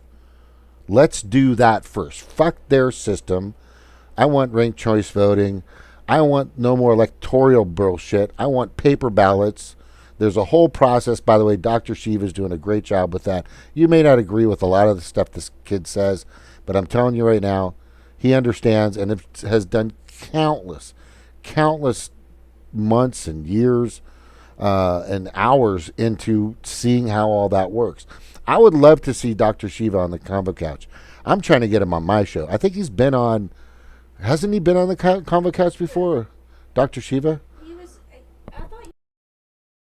Evan's show. Oh, yeah. I talked to him a long time ago on Evan's show when he was, you know, I guess nobody at the time. But the thing was, it was a great conversation. I mean, and some of the stuff we weren't privy to at the time. We're like, what the hell is he talking about, you know? But now as you catch up, and it really sucks because it makes you feel ignorant, because the guy's like a 4-time MIT graduate. I don't know. It's just a fucking brainiac. But he needs to, honestly, Dr. Shiva, you're amazing. You got a lot of information. Slow down, bro. Slow down. Let us catch up. Let us catch up. And he has these classes and all this other shit which I'm not doing, but I get what he's trying to do. You know, corporate, end Citizens United, separation of church and state, or freedom of right, religion. I mean, there's so many things out there that are and do tear us apart. Second Amendment rights, you know, higher wages. I'm looking at this is a good one right here. Let me see if I can just open this up a little bigger so we can see it better. I'm sorry? I'm trying to find that quote, and I think that's the one you're Yeah. talking Well, you find it. Right? I mean, they've been talking about $15 an hour forever, right? Right? They've been talking about $15 an hour forever. By the way, minimum wage hasn't been touched since 2009. It should be at like $27, $28 an hour if it was still moving in the same direction it used to be back in the 70s. It should be at over $20 definitely an hour. So they want to try to implement $15 an hour. It's going to take like 4 or 5 years. No. How about right now? How about right now for a lot of people out there that are suffering? A case in point. A very big case in point. So the people that have worked in essential workers during a pandemic, right? They have been paid the worst. No hazard pay, no PP. Stevie was right fucking there. And the whole time, let's just say you're in fast food. What is the best way to transmit a disease? 250 plus thousand fast food restaurants exchanging cash, exchanging credit cards, etc., etc., etc., and still passing that around and giving it to people that don't have fucking health care, that get paid the least. This is really... I brought this up in the fucking very beginning of this. Look at my videos. Why in the fuck are you letting people work in the fast food industry during a killer fucking pandemic? That is like the biggest way to fucking spread a virus. And, you know, the numbers are wrong. They've all been fucking inflated, and everybody knows this. But anyway. So, yeah, we need the 15 now. Not in 5 fucking years, assholes, because you've been talking for like 10 years about it. So that's bullshit. I mean, whether your rights are there or not, yeah, and by the way, I'm not big on lockdowns. The whole lockdown thing is bullshit. And that's been proven over and over again. I mean, if you watch, I'm watching kids with suicide. It's just fucking ridiculous, and it's bullshit. Come on. I've asked doctors to come on my show. I've asked nurses to come on my show.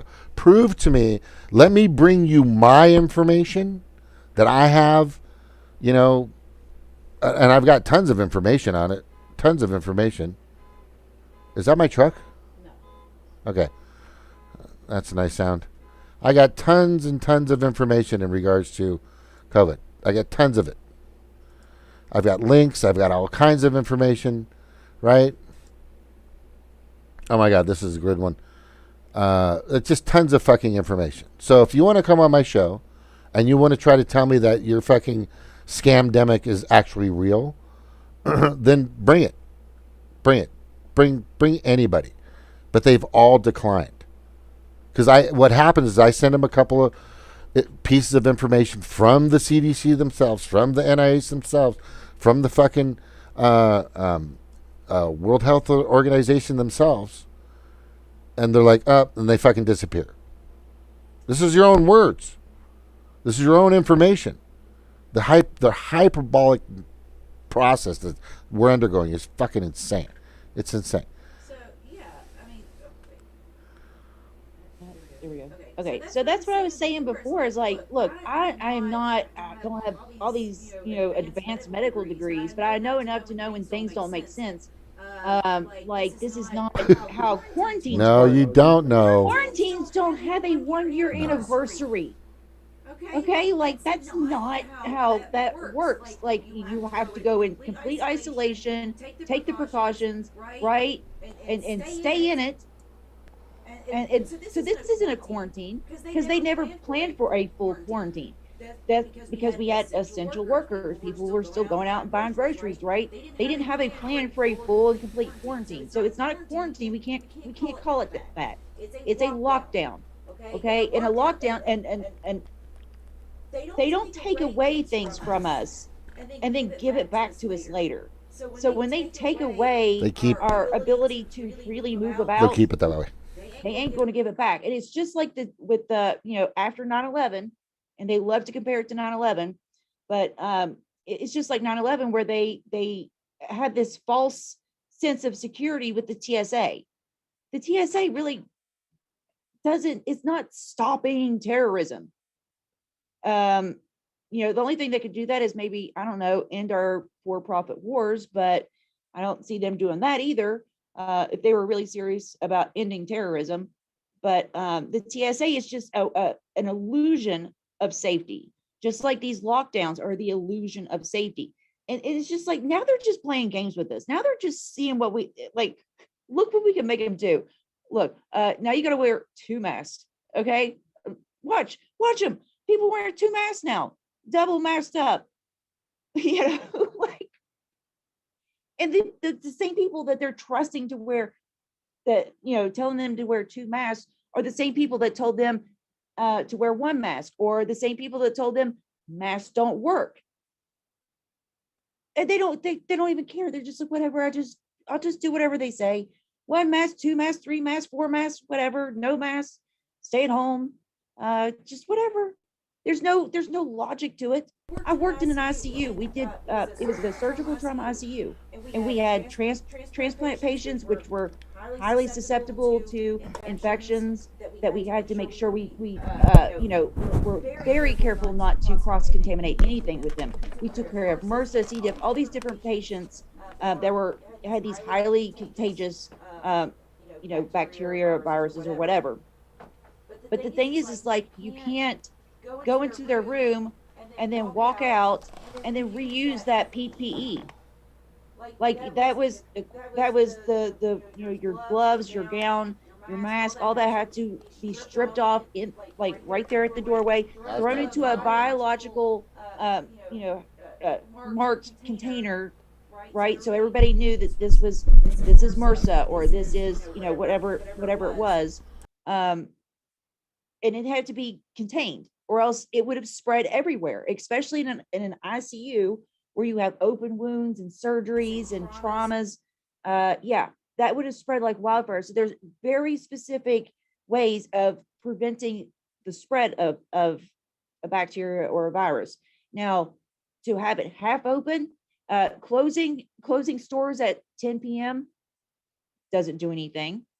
Closing certain businesses and not others doesn't do anything. It's just, they don't care. Having fast food open, that definitely doesn't make sense. But it's not about making sense, is it? It's all about, this person can make money, this person can't. This group can do things, this group can't. Gavin Newsom can't catch COVID when he's having his dinner parties. My governor can't catch COVID when having his New Year's Eve parties. Nancy Pelosi can't catch COVID, right? So it's almost like, man, it's like almost like COVID hates small businesses and poor people. Like they're just immune to it. That's what's really crazy is You don't have to be a epidemiologist, virologist, or any of these things to know that the rules that they're setting up doesn't make sense. And if it, and these are questions that I have, and if a epidemiologist would like to come out and provide the answer to the questions that not just me, but thousands of people are asking worldwide, I think it would be like their responsibility to answer it, but they're not. no, they're not going to, and they're not going to stop. Um, they're expecting 7 more years. I don't know if you've seen that headline, but they're expecting it. They want this to continue. There's money being made by certain people that are pushing legislation. What was that one that you were talking about that were actually posting on major news media publications that you better do this or we won't fund you anymore? Who was that? Or we won't help your campaign? Yeah, there's a list of people. I don't know, it was Disney, Amazon, Walmart, a bunch of these, big major corporations, donors, were coming out and saying, if you say that the election was rigged, then we're not going to give you any more money. We're cutting you off. Okay. They are drug addicts, right? And they are addicted to this corporate donation. They need that fix. They need to have that, keep it coming, right? And now they're cutting them off, leaving them dry. And so they're telling them, like, look, if you don't get your mind right, or you don't get any of this money. So they went out publicly and said, and they're getting applauded in mainstream media for doing the right thing. It's just like, is that, but they're coming out and saying, like, look, they don't care what the truth is. The politicians don't care what the truth is.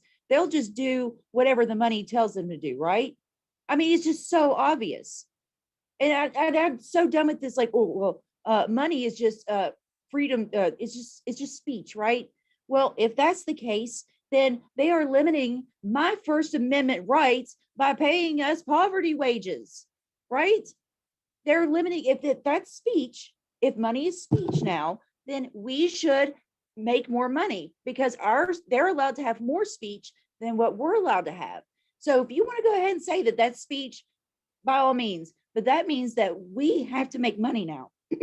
Sorry, I've been ranting too long apparently. But yeah, that means that yeah, don't limit my speech. Either it's not speech or pay up, man. That's how that works. What I find amazing is that if you haven't caught on to what's going on, if you haven't really seen basically the basics, if you haven't, you have the Teletubbies. I thought I'd put Huntington Beach Pier behind me because it's all bright and beautiful, man. Everything's good. It's all good, but it's not. I mean that's the fact of the matter, and bottom line is this. The bottom line is this. Admit you're a slave. Admit it. Just say, I'm a fucking slave. And what's powerful about that is you'll do whatever it takes once you admit that to break free from those shackles. Once you admit that, you'll do whatever it takes to get away as far as you can from where you're at now. Okay? I want people to completely and absolutely understand the simple fact. You have to commit to realizing the reality. To realizing the reality.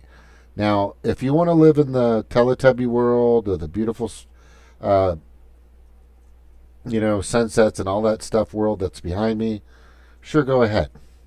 But by the way, that ocean right there, right behind me, is being filled with 40,000 barrels of radiant water from Fukushima every day from 2011, since the earthquake in Japan. The Fukushima Daiichi plant is still doing it. Dana Dumford, you got to watch this guy. He's still fighting for it. There's other people that are, right? But that ocean is being polluted like you wouldn't believe. There are islands, too, the size of Texas with plastic. The size of Texas, almost 2 now. There used to be like 1. Now there's 2 that are size of Texas, maybe 30, 40 feet deep, with littered plastic and bags and straws and cup holders and all this other shit, just junk floating around in the center of the Pacific Ocean. There's so many things that are wrong. And it's because you won't admit you've been played. You got to admit it. You have to admit that you're being fooled, you're being played, and you'll do whatever you can to get out of there. You'll do whatever you can to fix it. I'm trying to do all this to make sure that that place behind me, that beach that I've surfed in and shot through that pier and surfboards many, many fucking times, is going to be there for my kids and theirs after. I'm going to make sure whatever I do right now, because I've fucked up. I've not voted correctly. I didn't see the signs. A lot of people have told me about these things. You're not talking about what you need to be talking about. And there were a small sect of people. But we need to grow and become independent of these parties and demand the things we want. We want the clean oceans. We want the clean rivers. We want clean parks and clean soil. I don't want to eat a fucking mesh of fucking, which probably will happen. But I want real meat. I want real vegetables. I want no more Monsanto. The list goes on and on and on, and you have to demand it. You have to start now. The best way to do it is just to fucking leave the parties. You've got to fucking leave these parties. You got to say, you know what, fuck you, fuck your party, and the fucking circus you rode in on, because this is just getting totally out of control. All right, let me. How are we doing on time? Are we good? Are we like 5 hours, or where are we at now? I don't know. We're about maybe 2 hours in. Holy bejesus. Well, if you're still here and if you're watching and paying attention, we truly appreciate it. I'm basically just going through the website Party Exodus, and I changed it from from non-party voters to Party Exodus because I just like Party Exodus. You like it? You like it? Yeah. Yeah, it's good. It's good. You like it? Which I created the nonprofit for it. And look, this website is for the independent critical thinker. The independent critical thinker, right? Not somebody that's, I still really like I like the fact that Bill Gates, and everybody has made billions and billions and billions of fucking dollars during this pandemic. I really like that Jeff Bezos has gained I think it's like 12 trillion now of wealth. I mean, excuse me, he's at, I think in the past year, he's over like $120 billion when on average, thank you, of course at the help of Amazon and a scamdemic, right, a plandemic, and we need to get out, right? You need to get out and you need to start protesting. Not only just leaving the party, but you need to let everybody know, fuck these masks, fuck these fucking lockdowns, because they're lockdowns. You're a prisoner in your own fucking home. Fuck all this bullshit crap, because it's just ridiculous and it's wrong. And there you have it. Our capital has a giant mask on it, right? And that's one of my favorites right here. Bill Gates, how's your genocide thing going? Great. Right? This guy's been talking about, and you played that in our last show, where they're all about reducing the population. What does that mean? When you say, I want to reduce the population, what the fuck does that... Let me tell you what that means, right? Reducing the population really means that you want to kill people. You want to make sure that people can't have more people. Because there's so much space, there's so much room on this planet. There's so much, and yes, it is, there's a lot of fucking people, there's no doubt. And our resources, well, yes, I agree. they'll start to go away. And we do need to reach outward and inward to do what we can to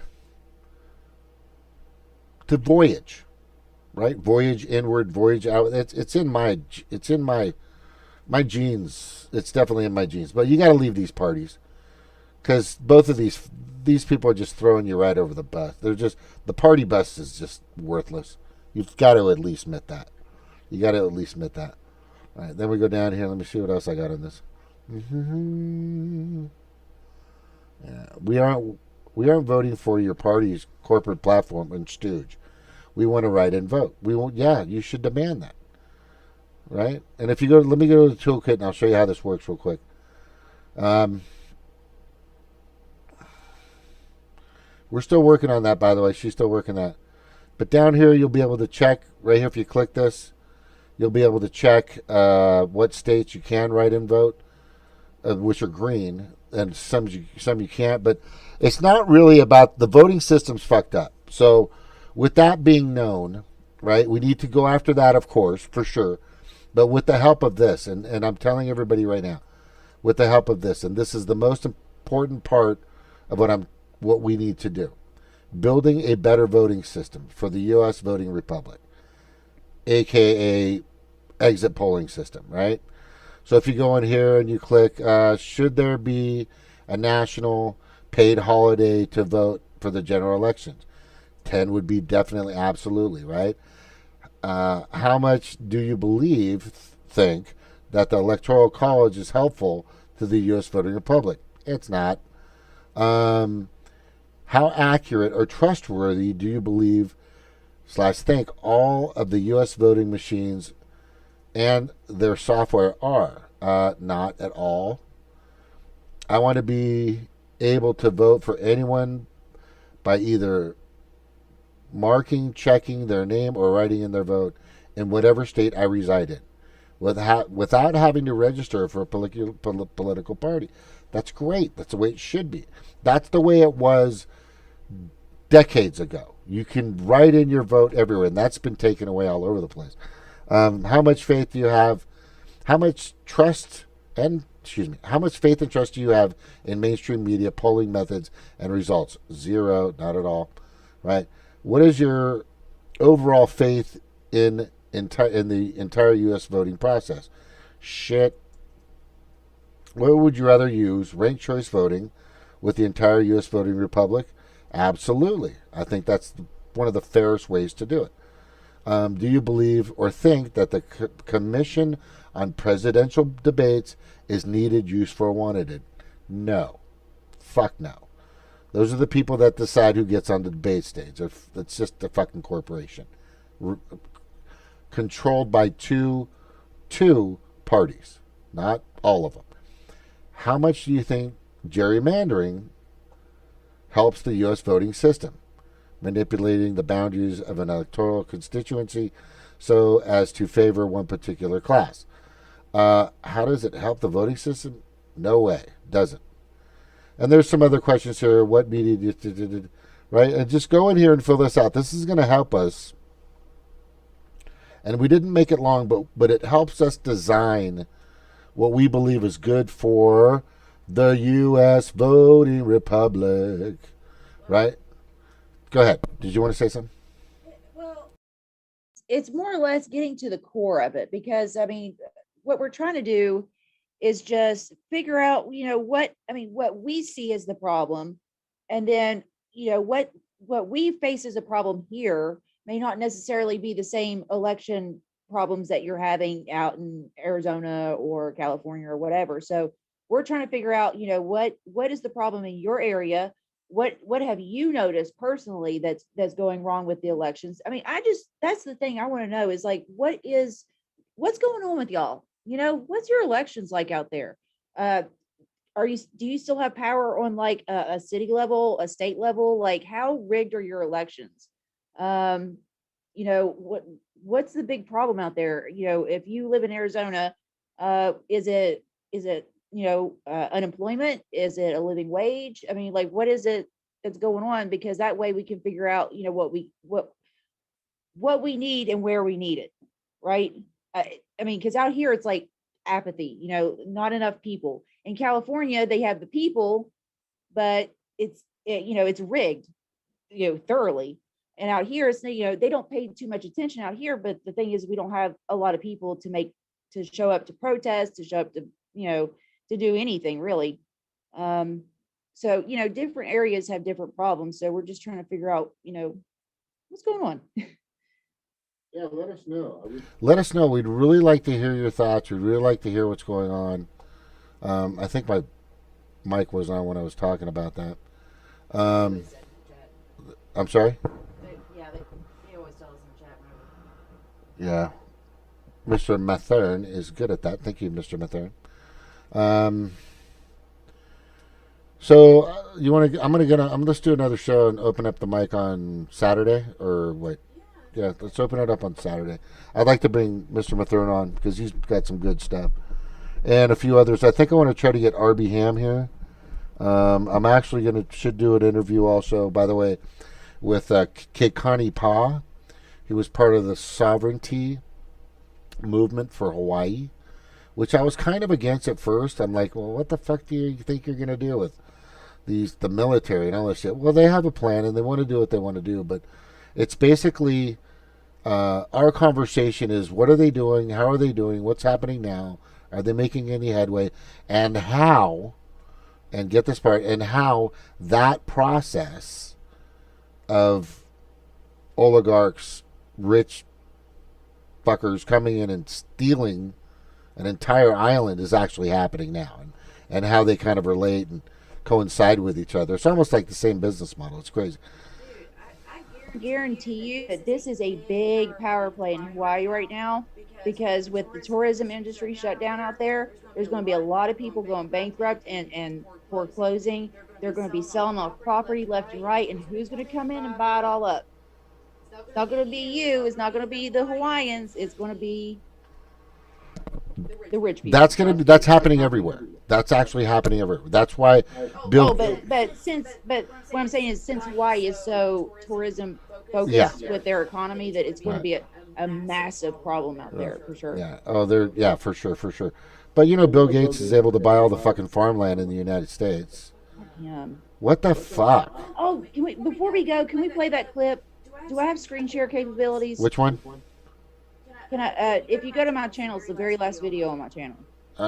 Give me a second. I'll get there right now. Uno momento, por favor. Yeah, because we need to highlight just really quick. And this is, I think you're shutting down now, but just some things to think about until the next time. Let's just think about the guy that is in charge. So Melinda and I wondered whether Yeah. So Melinda and I wondered. Him and his wife, the ones that are going and doing all this medical work all across the world, the guy that has a family history of eugenics, that's in charge of a vaccine, and in charge of for some reason, with no experience and no training, no schooling whatsoever, is making decisions about public health. This is his viewpoint. Children, right? Children. That's the one group. Children are the one group of people, right, that are generally innocent and people don't usually have a problem with, right? Like they have no choice. They're just children. They're innocent. I don't know too many people that are willing to go out and say, you know what, children, they suck. Like, even if you don't want to have kids, it's just like, well, you know what, kids are kids. But yeah, these are, and they have a debate, a philosophical debate about children and their lives, and I don't know what they should do with children's lives. So, you have it ready? Okay, go ahead and play it. I don't want to give away too much. Right? But this is really horrific. But what I think people should realize is these are the people that have so much influence on policy, and they have a lot of influence on a lot of things that are happening to us. I'm trying to get the fucking word. But anyway, here we go. This is a good one. So Melinda and I wondered whether providing new medicines and keeping children alive, would that create Wondered. I got to play that over. Right off the beginning. It's right there. Wait. So Melinda and I wondered whether providing new medicines and keeping children alive. Like this is what they say. So Belinda and I wondered if, like, So Melinda right and off I the wondered bat, whether providing new medicines and keeping children alive, would that create more of a population problem? And what the developing world does not need is more children. And I think that was the biggest aha to Bill and me when we got into this work, is we asked ourselves, of course, the same hard-nosed question you'd ask, which is, if you get into this work and you start to save these children, will women just keep overpopulating the world? And thank goodness the converse is absolutely true. So Melinda and I wondered whether providing new medicines and keeping children alive, would that create more of a population problem? And what the developing world does not need is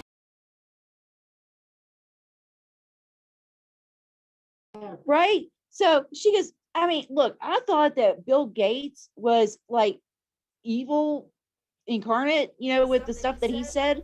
But I've never seen the Melinda clip until very recently, like within the past like week or two. And I'm like, oh my God, this woman is unhinged. She's unhinged, man. Look, I'd save that kid's life, but I don't know. If I do, won't her mom just keep breeding?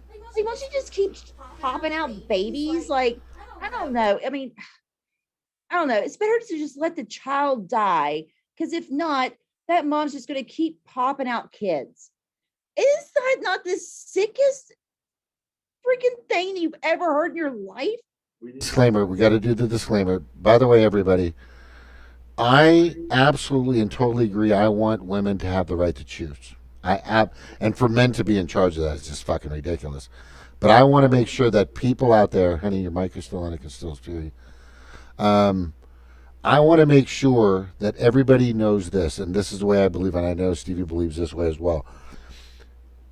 You're in charge of your own body. There's no doubt. I don't think the government should be involved with it, whether you should or should not. I think they should not even have anything to do with it at all. It's your decision, your body. You make the fucking choice. Period. But this is where they're at. They truly and absolutely believe, and they're questioning right off the bat. Oh, we were wondering if it's okay to let kids die or not kill them, or kill them or not kill them. Are we wondering? Oh, yeah, maybe we, how do you even contemplate that? Okay, let me ask chat. Okay, you have the power to save a child's life right now. Do you debate it, or do you save the child's life? Are you a psychopath, or do you save a child's life? I mean, because that's just it. That's just that bottom line. That is it. That is it. Like, you don't sit there and weigh out the costs and the risks, and you don't think about, like, well, if we save a child's life, that just means that there's going to be more pregnancies in population, and these women won't learn to keep their legs closed. This woman is a psycho. She is a psycho. And this is what, remember when there was this big talk about death panels back in the day? And that was like the big Republican scaring point that, like, oh, well, they're going to have death panels. What do you call this? What do you call this when you have billionaires sitting there debating on who gets to live and who gets to die? When you have for-profit healthcare that says, hey, fuck off, poor people, you're going to die. Poor people, I don't care if you die. Rich people, those are the ones that get to live. So what do you call that besides death panels? That's the true death panels. It's a class warfare of sending poor people off to die, letting them die from lack of health care, letting them die in a war for profit, letting the children die. No, that's okay. That's exactly what this is. Yeah, that's all right. And who cares, right? Because it's not their kids. Their kids didn't have somebody else weighing the cost of letting them live versus just letting them die. Nobody did that with their kids. Their kids aren't the ones fighting in the wars. Their kids aren't the ones without health care. So no, but they're the ones that are in charge about whose kids get to live and die, whose kids get experimented on, whose kids get experimented on, because they do that, and they experiment on the poorest, just most downtrodden people and children on this planet, not just in America, on this planet. The most disenfranchised children, the people with the least amount of power, children in the poorest of the countries and the poorest of the people, they pick those people specifically because they have the least amount of power, and they experiment on them like Germans in Nazi Germany. I mean, Klaus Schwab knows what that's about. Oh, he does. So, Chris, I'm good. I'm on. So, Chris Cole, what about the babies? No, I fully agree. I mean, there's technology out there. It's called a condom. The other thing, it's called the morning after pill, birth control. I mean, it's all out there. If your daughter can have a child, you should think about birth control or a way, if you don't want them to have kids, and talk to them have the open conversation. I fully agree. Right? I'm not really big on abortion at all. Nobody is. Nobody. It's all about Yeah, prevention. yeah. And you got these fucking wingnuts out there that want to control. They don't want abortions, but then again, they don't want preventative care either. They just say, well, just don't have sex. Say no to sex. Say no to drugs. Say no to sex. How does that work out? Abstinence. Just say no. Just say no. Yeah. Especially when you got a bunch of hormone riddled, teenagers. Not that adults are much better, but I mean, just say no. Just say no. Yeah, not to Go that. against your biology and just say no to sex. Yeah, I mean, there's so much here to unpack, and I just know this, that if right now you have these two fucking people that are dictating policy, dictating law, dictating mandates, dictating, and these people, and they're not even people. They're just vile, disgusting, fucking they're sick fuckers. They're disgusting, sick, asshole, fucking prick people, and they're disgusting. And I don't know how else you want to say this, but if you are a Bill and Melinda Gates fan, you're a dumb motherfucker. You are a dumb motherfucker. You're not just stupid, right? Okay, is that too harsh? Is that well, you're not understanding what they're doing. You are not given the set of information. Obviously, you've never seen this video. If you are a Bill and Melinda Gates, you don't know their history in African countries and in India. Eugenics, and it goes down through their generations where they select. All right, and this isn't Illuminati shit. No, this lizard people or flat earther shit. This is really factually known. This is absolute and total fact. These people have been about only making sure that their kind or their breed or their race has absolute and total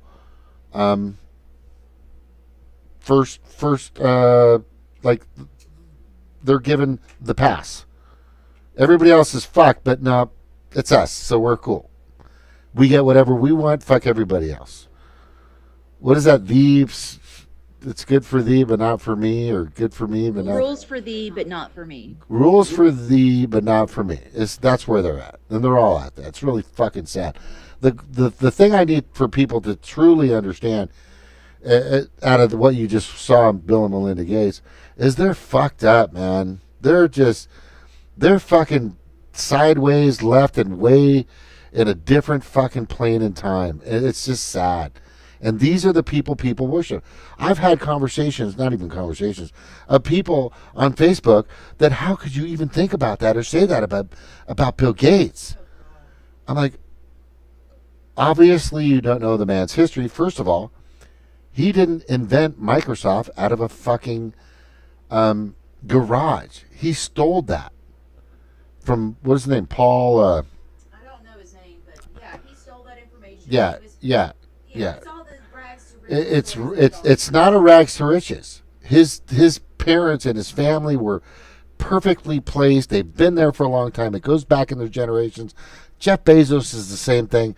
Most of these fucking billionaires, Elon Musk. Elon Musk, it's the same thing. They're all positioned. They're all in these places because of the people that have in their small village, right? The oligarchs that have propped these people up. By the way, Trump's the same way. Trump is in that same position, right? Let's just get to the facts. Let's just get let's get past the meat and get to the bone. These people don't give a fuck about you. They don't fucking care. They don't care if you die, if you fucking wilt away. They don't fucking care. They have theirs.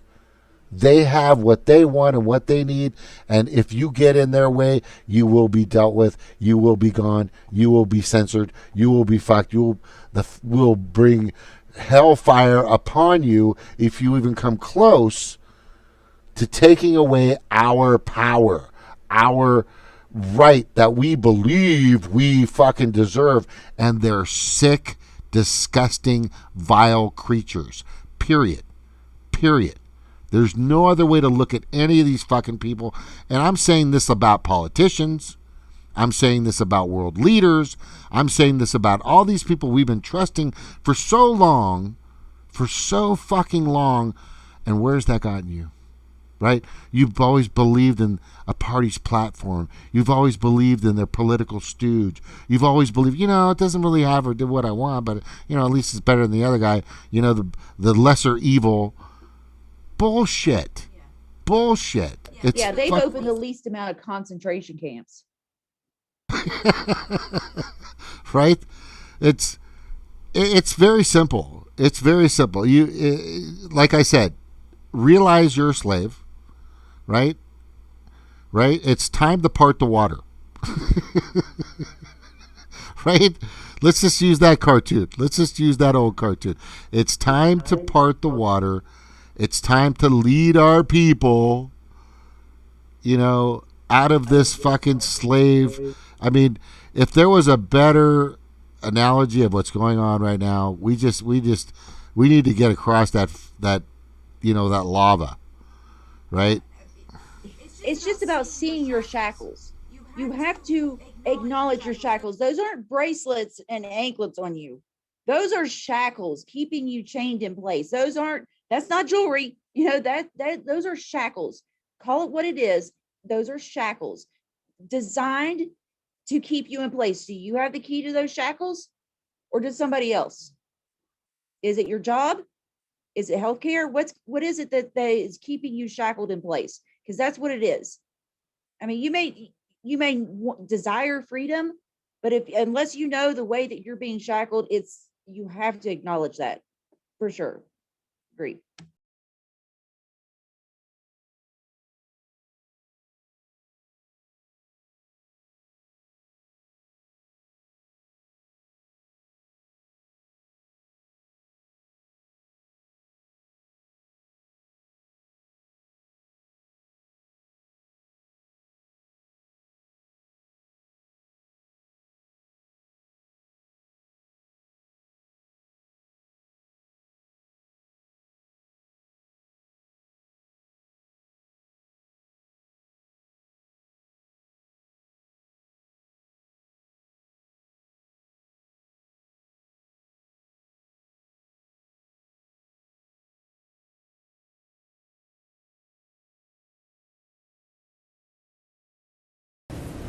So many in our nation are saying, if Dr. Fauci gets the vaccine, I'm going to get the vaccine. So tell us a little bit of why it's important. Well, for me, it's important for two reasons. One is that I'm an attending physician here on the staff at the National Institutes of Health Clinical Center.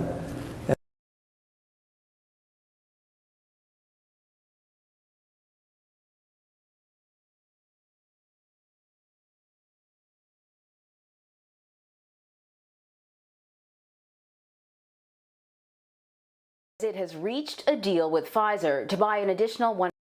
Have enough vaccine doses to be able to vaccinate a What was substantial that? No. Okay, proportion it's just my of the bad. population I clicked. by Hold the on. end of the second quarter as we get into the summer of 2021, so that by the time we're can't hear. at the end of the summer, if we can get the overwhelming majority of the people in this country to accept vaccinations, I think we'll be in very good shape towards literally approaching what all of us would want, is a return to some form of normality.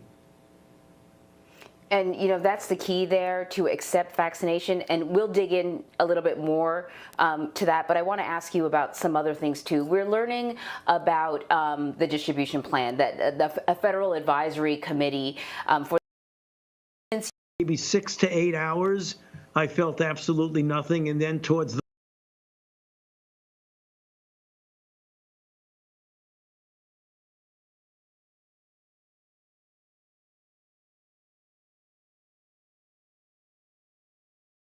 late afternoon, I started to get soreness in the arm. This is very typical of vaccinations. The same thing happened with other non-COVID vaccines that I've had over the years.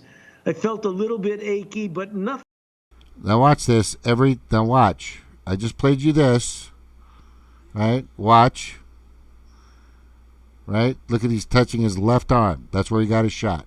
And if anybody knows about a flu shot or this shot, it's fucking sore. People are fucking not liking this one at all. Okay, but right here, you watch this. This is good. Nothing to be bothering or distracting me. Went to bed last night, had a good night's sleep. Woke up this morning. The only thing I have is just a little bit of a soreness in what the was that? arm. Wait, what was Otherwise, that? I'm doing last night, had a good night's sleep. Woke up this morning. The only thing I have is just. All right. Who's back, Karen? Hey, Karen. Good seeing you again. So this is very simple. So where is he getting his shot? You got to see this. He's patting his right arm, but he's getting a shot in the left arm. If he actually got a real, that was insulin. That was probably a B12 shot. Who fucking knows? Because it's very. You can see it. It's right here in front of your face. He's patting his wrong arm. That's just fucking insane. That's fucking insane. Yeah, wrong arm, by the way, buddy. Wrong arm. Right? And people are just going for it. I got to do this other one, too. Just hang on. This is a good one. No, babe, I'm telling you, I've done the research on this. Are you saying? Yeah, he touched the wrong arm. I'm not debating that. No, wait. Before you continue, I got to tell you this. Because it sounds like you're going to debate this.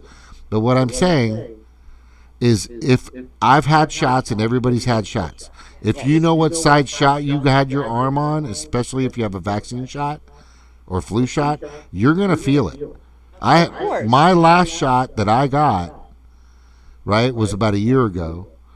And I fucking felt that for like a month and a half. And I'm telling you, right now, it's my left arm.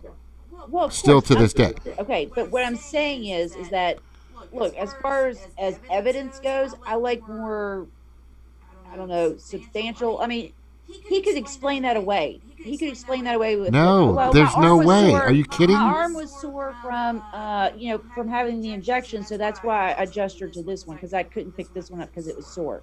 I don't want to give him any wiggle room when I come at him, because there is so much evidence against Dr. Fauci being a fraud and being a liar and being complicit in this takeover. Look. No, that's clear. That's honey, babe. Look, I'm not Stevie saying that it doesn't look bad. It looks bad. It's not that it looks bad. He lied. That's a physical lie.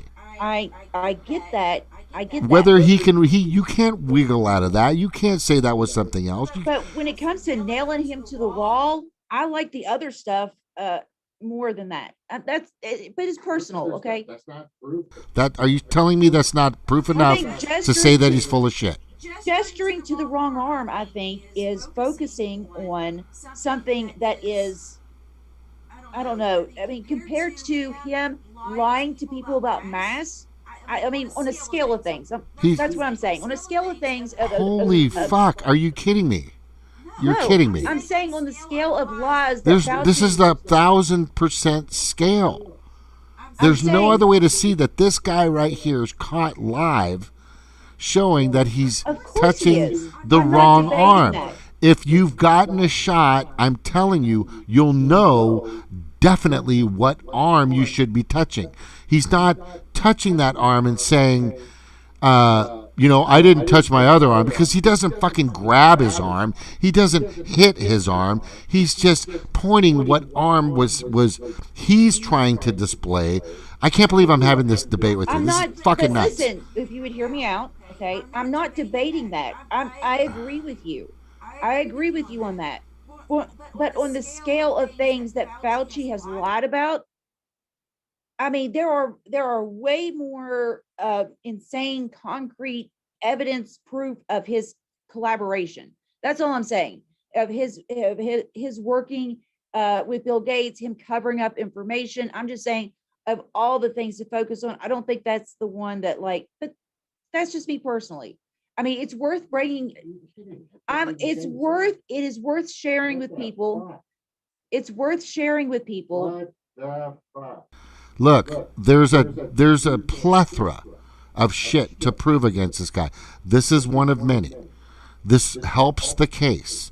That's what I'm saying. I'm not saying it's the go all or the be all that puts him in a corner, but it's pretty fucking prominent in its own right. That's all I'm saying is that, like, look, if this looks bad, if this is bad, just think about. I'm just drawing attention to all the other stuff that he's done. I mean, this is nothing on the scope of what Fauci has done. This is like the least. That's all I'm saying, is that this is one of his lesser offenses of all the things that he's done. Just like This is the lesser.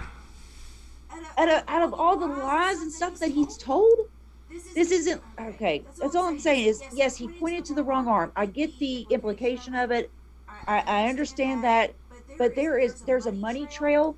There are proven lies that he's told. That's all I'm saying. So I'm just saying, like, look, if this is bad to you, I would suggest looking at all the other things that Fauci has done. That's all I'm saying.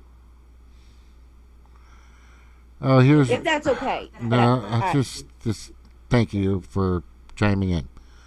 All right, so Jesus, this is my favorite right here. Okay. This is my favorite. We're going to keep watching this one. All right.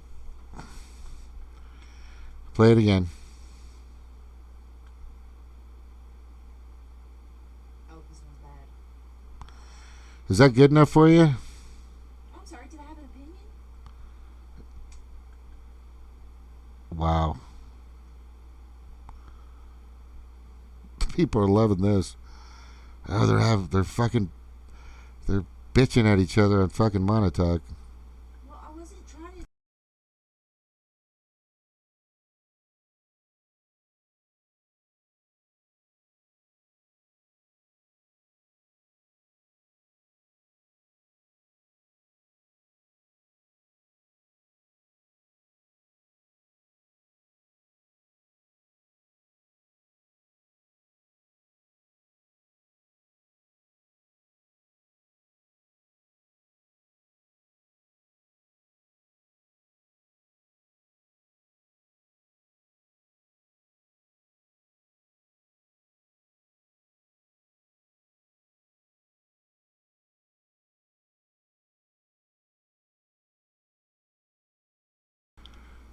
All right, so what you're seeing here, and I'm not going to let it play the music because it's annoying, but what you're seeing here is after he did a live broadcast to the masses of people across the world that you need to wear a mask, what's the first thing he does, and what's everybody in the background doing?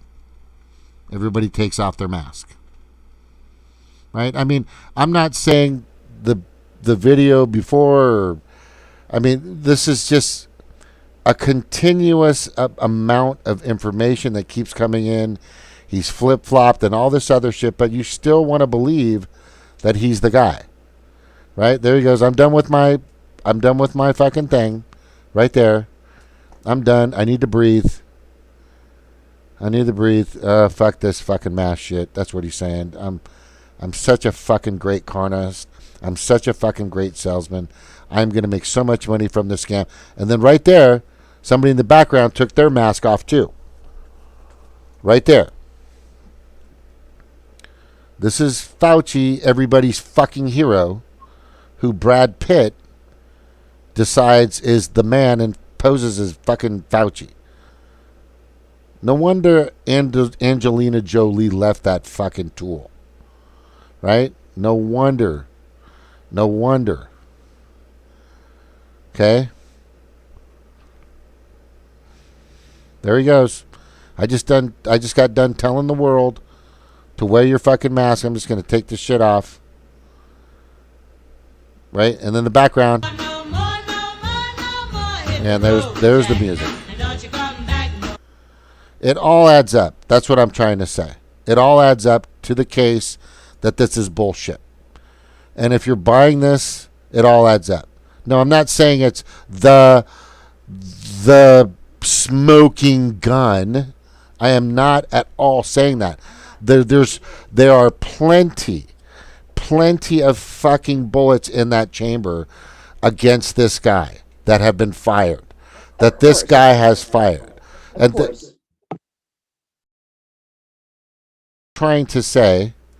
what I'm truly trying to say is you're all being played. It's all bullshit. It's all fucking bullshit.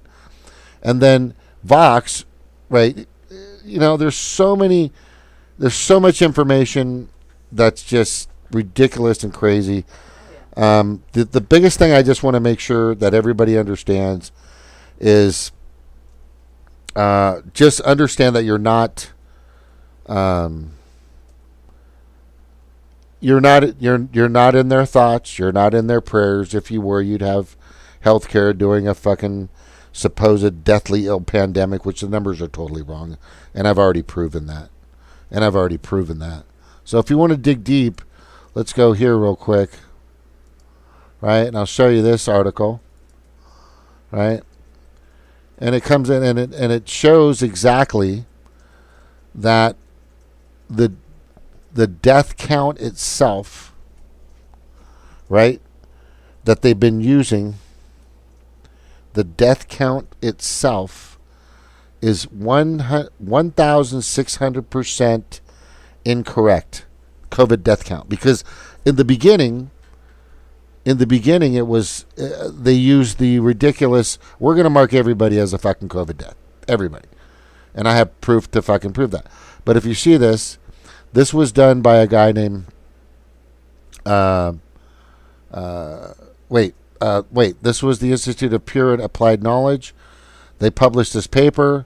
It's not been disputed. It still holds to this day. That the count was wrong. Okay, let me just show. If you want this information, like I said, if you guys ever want this information or these publications, let me know. I've sent this to people and they're just like, disappear. I say, well, here, it's right here. And they fucking disappear. There's other information too as well. Let me see. I got a little bit more on that and then I'm done. But here's the paper on Ronald T. Brown. This is his paper proving that when Fauci said that this thing was 10 times worse than the seasonal flu, that it's been totally debunked. And nobody ever challenged this or published this. But Ronald C. Brown put this out, and only one publication that nobody fucking knows brought this and presented this to whatever thousands of people that the guy knew. But mainstream media didn't touch this at all. But this is basically saying that he was completely and totally wrong. That COVID or this flu is not in any way 10 times more lethal meaning deadly than the seasonal flu. I give that paper and that other paper to a lot of people that argue with my points that I'm bringing up. I send that video that I have of Fossey touching the wrong arm. I send him fucking taking off his mask right after he told the rest of the world that you need to wear a mask, and the person behind him, of course, wasn't wearing a mask, because it's all fucking bullshit. And the people that are bringing you all this information, of course, is mainstream media, and they're all fucking bought and sold, right? You know it. They're all fucking bought and sold. Academia has been bought, right? We're talking millions and millions of fucking dollars going from the Gates Foundation and other foundations to influence what academia writes, what they print. They can be biased. They can be bought. So if you see an article or a paper or something from Harvard or Yale, or Yale said, well, Stanford said, well, UCLA said, well, some college. No, well, guess where a lot of their money's coming from? The Bill and Melinda Gates Foundation, period. Right? And they're all being fucking bought. And what's sad is Jimmy Dore isn't talking about this shit. He's talking about the same old fucking shit he's been talking about since 2016. Bernie's an asshole. He fucking tricked you. The Republicans are shit. The Democrats are shit. Like, fucking tell us something we don't know. Like, something that's viable, that makes sense. Like the 500-pound COVID scam-demic gorilla in the fucking room, bro. Right? Clarity and courage. He keeps talking about clarity and courage. I ain't seen that in a long time. I ain't seen that in a long fucking time.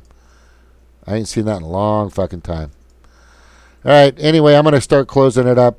Did you want to say anything or have anything you want to add, or you got something? Oh. Here it comes. Yeah. So, in regards to that video, all I was saying is that's the tip of the iceberg. I was just saying that's the tip of the iceberg. If you think that that's bad, check out all his other stuff, because I guarantee you that rabbit hole is deep with him in his corruption. That's all I'm saying. So anyway, closing thoughts. Every day, do some critical thinking. Revolt against the system. No, we shouldn't. We shouldn't critical think. Oh yeah, that's bad. I forgot. Time magazine, the New York, the Times, whatever, said it's bad. We should not critical. It's bad. They told us it's bad, so I'm not going to do that anymore, because I'm very obedient. I just do what I'm told. Have the opinions I'm told to have. You guys don't know her very well. I'm telling you, that's not the case. No, I'm like a mule. Is that the back set for Deep Space Nine, or what is that for? Next Generation. Oh, damn it. Patrick Stewart. I'm working on it. Close. No, Deep Space Nine was weird. They that had more was of a stationary. Yeah, they didn't go out and explore. It was more of a. Anyway, I gotta get those. I gotta get some of those. Anyway, do what you can to revolt in any way that you can, and the biggest form of revolting is critical thinking and knowledge. So, because that is extremely what they are focused on right now, is silencing information, silencing opinions, censoring left and right. So, grab all that knowledge up while you can before it's illegal. And even after it's illegal, maybe just be smart about it. So, just fight back any way you can. Yeah, what is a good way to fight back? What's a good thing to do right now that you can Arm think? yourself with knowledge. Arm yourself with the knowledge of yourself and others, and the people that control us. Learn about psychology. Visit partyexodus.org, because we're putting tools on there of things that people, useful information, news outlets, trusted news outlets, things like that. So, we're working on it. We're not telling you what to think. We're not telling you how to think. We're just saying, hey, look, these are things that are helpful. Think more, for sure. Just think more. Yeah, but don't overthink. Always have some time. Power. Yeah, well, like my grandfather said, knowledge alone isn't power. Right. Properly applied knowledge is power. You can be the smartest person in the room, but if you don't apply it, you're weak, and if you don't apply it properly, you're probably not going to get very far. Of course, that's why we have, there's tools for information and there's tools for action on the website. All right, guys, I want to thank you very much for watching tonight. Thank you for being here. Good to see everybody. Karen, thank you for hanging out. It's always so good to have you on. She's such a trooper. God, she's everywhere. I hope you get breaks. I really hope you take breaks. Right? Anyway. Chris, just real quick before you go, Chris Kroll said that Jimmy said today that if he stood up and spoke out against the COVID narrative, that he's afraid he'd get canceled. There you go, people. What did I say? I fucking said that. There you go. I want to get that on tape because I'm going to play the shit out of that. Yeah, he's scared. I know it. I knew it. Well, at least he had the balls to tell. I mean, I wish he'd come straight out and say, like, look, I'm too scared to do my job. We kind of did, right? I'm too scared to do my job. Okay, so don't trust me when it comes to certain things. I'm not going to tell you information, even though you look to me for information. I'm not going to tell you information, right? Oh my God, that's so sad. I'm not going to tell you the information that you need to know about the things that's going on in your life, even though he wants to have it both ways. I'm a jagoff comedian, but I'm truth and courage and clarity and courage. But he's also just a jagoff comedian. So whatever the situation calls for. So now he's leaning more towards just a jack-off comedian.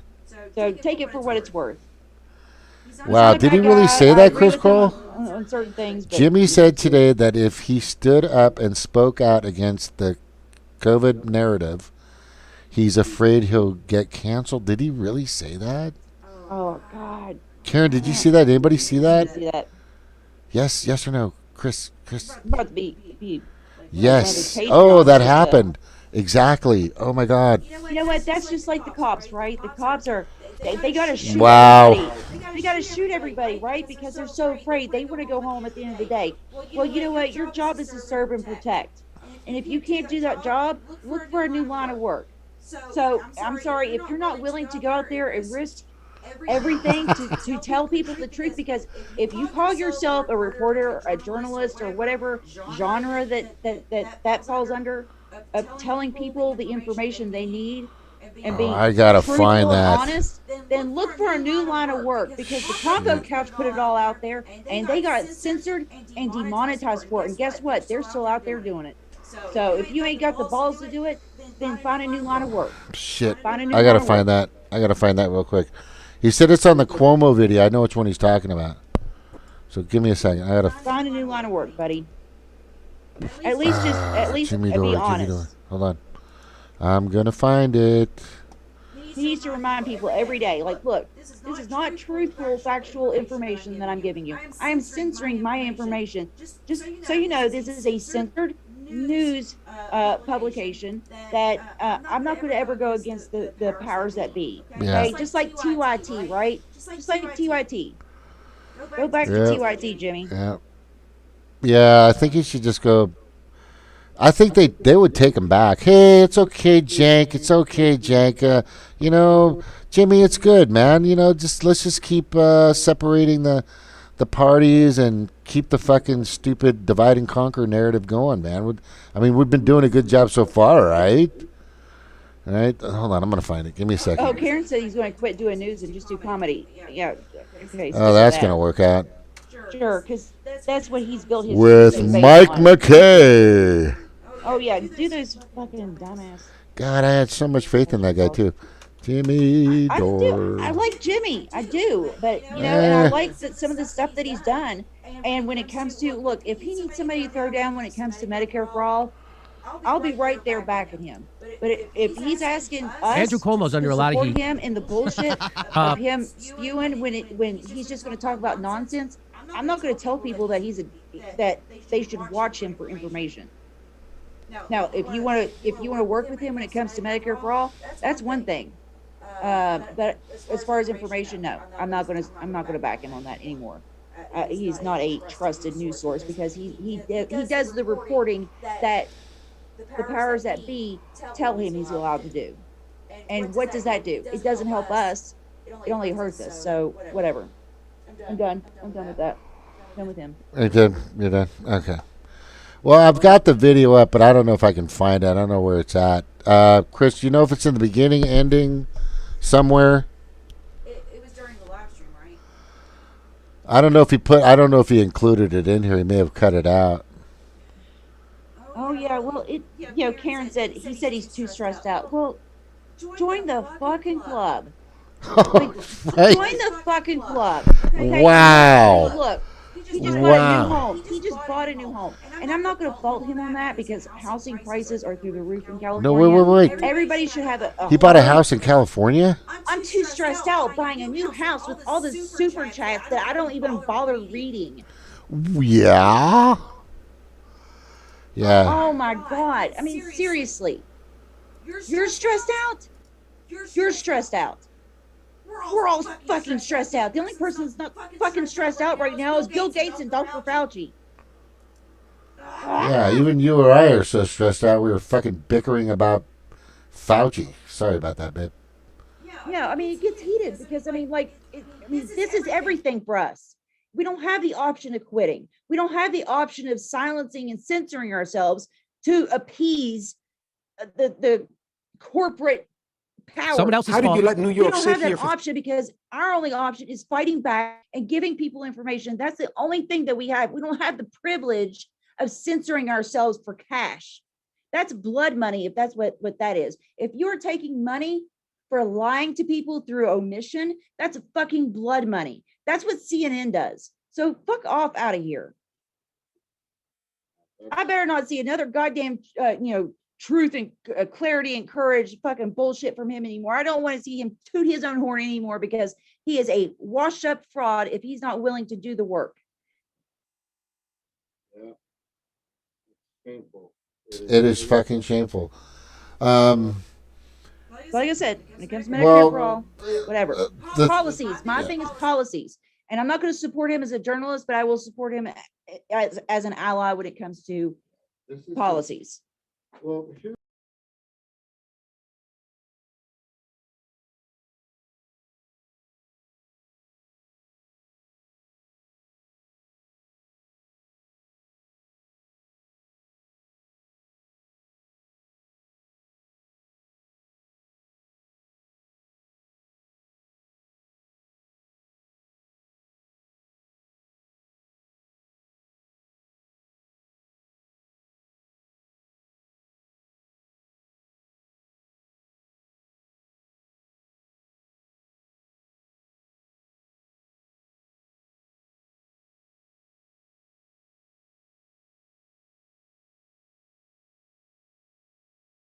damn it, my fucking thing's out. God damn it. Okay, it's a shame.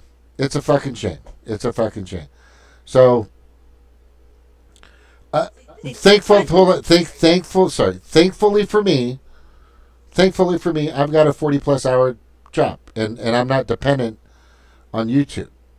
But if there's any a time when you need to sack, and so many have, how many people have been pulled from YouTube? How many people have fucking been pulled from Twitter? How many people have been pulled from Facebook and sacrificed themselves?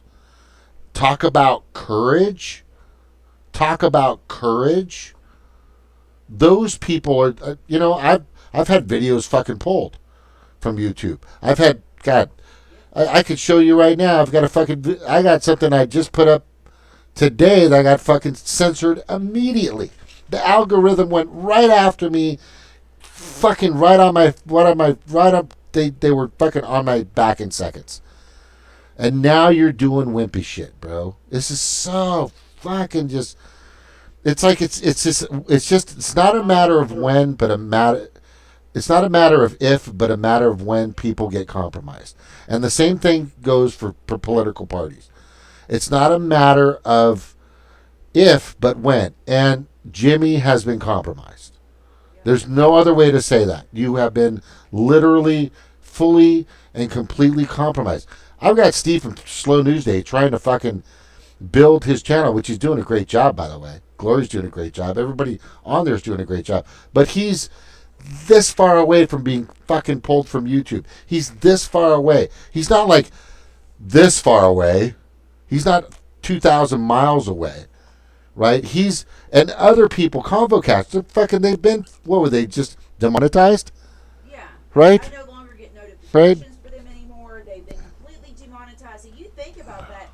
That they're going out there and telling the truth and being honest and presenting information to the public at the cost of their resources. At the cost of everything.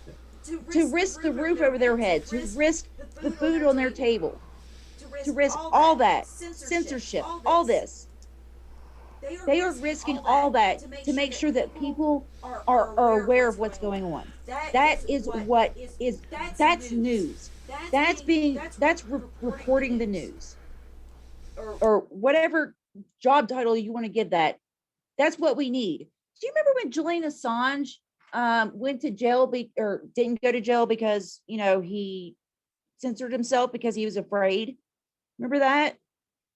Or David McBride or John Kiriakou or Susie Dawson or Edward Snowden. Remember how they didn't do the right thing because they were scared of telling people the truth? Nope. Because they actually had the guts to do it. So That's called courage. that's courage. That is real, absolute courage. So don't promote yourself as clarity and courage anymore. You cannot do that. That's why I don't monetize my channel. Look, it would be super easy to monetize my channel and grift. I could go out there and be like, AOC, yes, queen, squad for life. I mean, I could do that. At what cost, though? My values, our future, lying to people. I mean, that goes against everything. So for him to leave TYT for his virtues and for telling the truth, and now all of a sudden he's too comfortable to tell the truth anymore. So that's why I don't want to be that person. So I don't monetize my stuff. It helps me fly under the radar when it comes to the algorithms. I don't get demonetized they can't threaten me with demonetization when I don't monetize my videos. Right? So that I don't give them any power that they can use to hold over my head. So that's why I do what I do. And it's not because it makes my life easier, because trust me, money makes things easier. It would be nice to be able to do this full time and not have to worry about, finding a job or anything. But, I don't want what I do to be compromised, because I've seen it time and time and time and time again. It's so sad. I mean, if you really want truth and accuracy in reporting, check out Whitney Webb, check out, Slow News Day. War Media does a great job, and I'm over there all the time, most of the time. So, I mean, what we do here, we do it for everybody. It's not for money. So For a selected few. yeah, it's not. We don't report based on what we're allowed to report. We report on what is actually happening and what's important. Goddamn Jimmy. It's fucking lighting a big fire under your ass, babe. Yeah, it's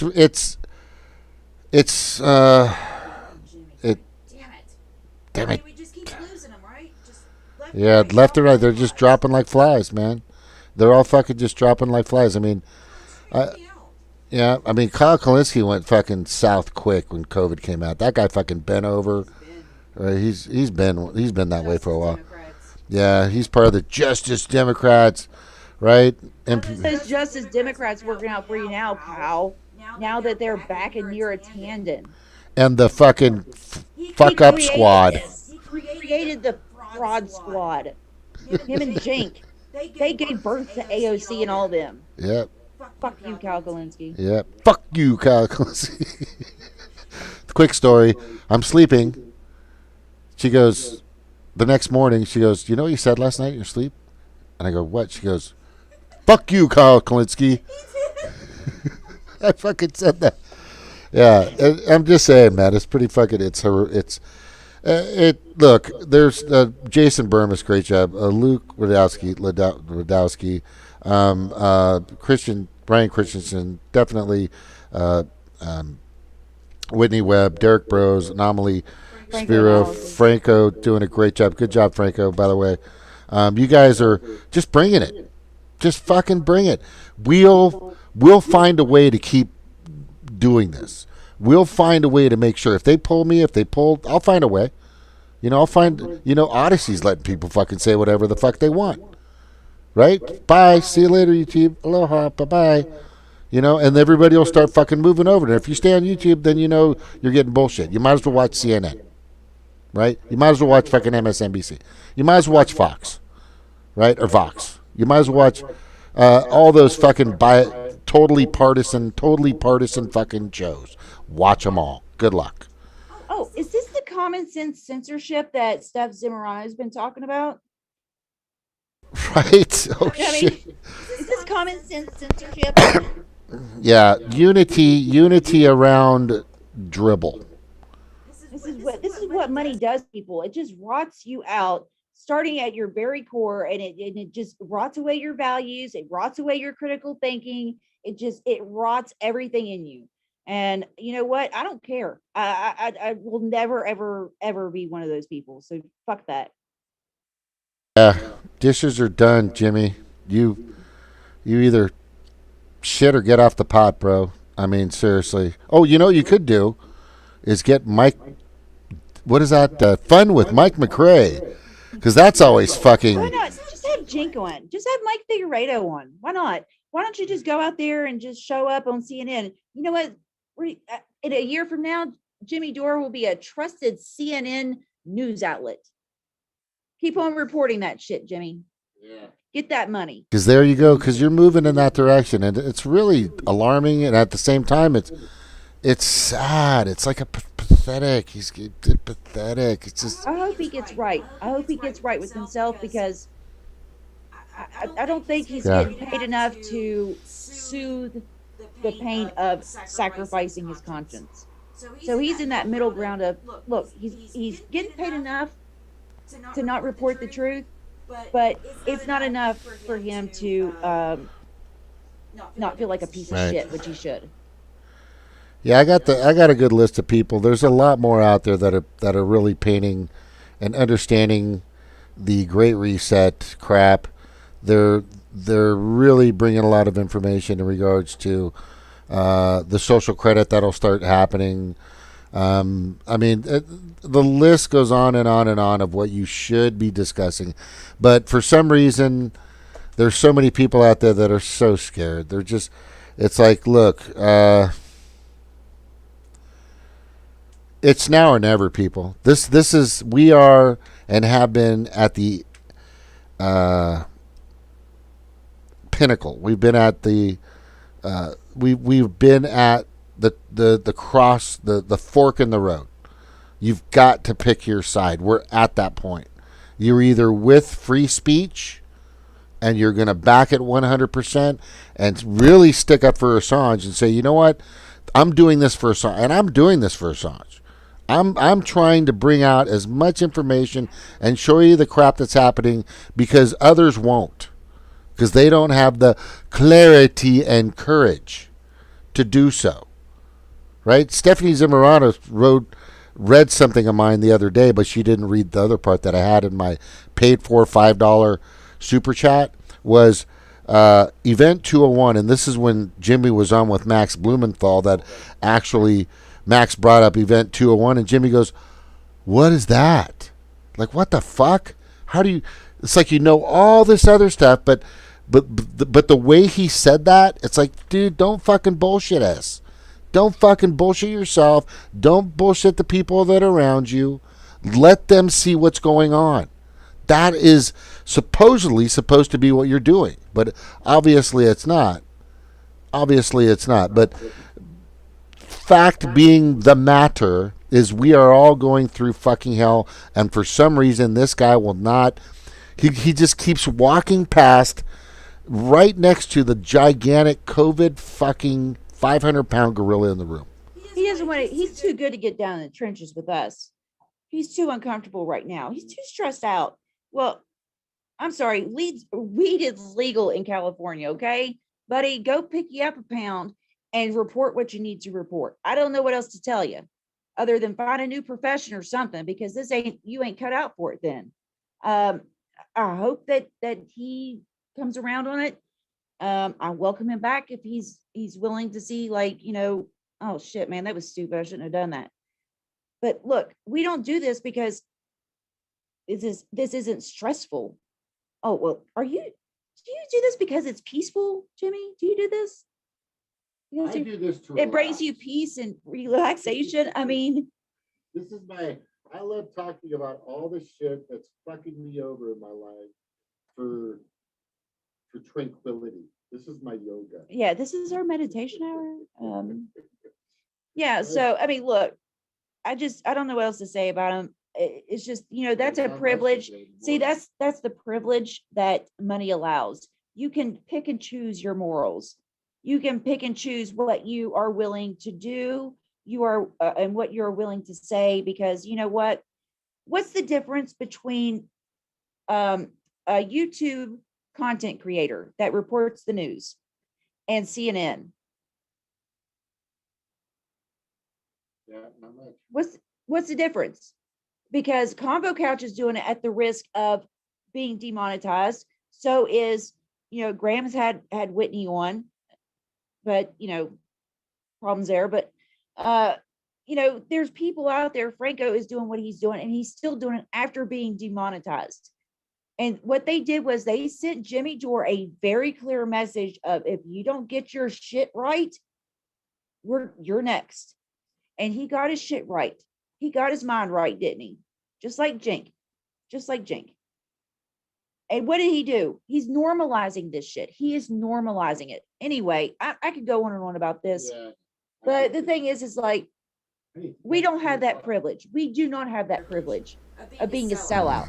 Yeah. So He's a sellout now. It's fuck sad. off, man. Yeah, fuck off, bro. You're a fucking weak fucking Joke. testicle. You don't tell jokes. You are the joke, Jimmy. That is you. Ooh, booyah. You are the joke. Yeah, ooh. You're a Yeah, reporter. That's the joke.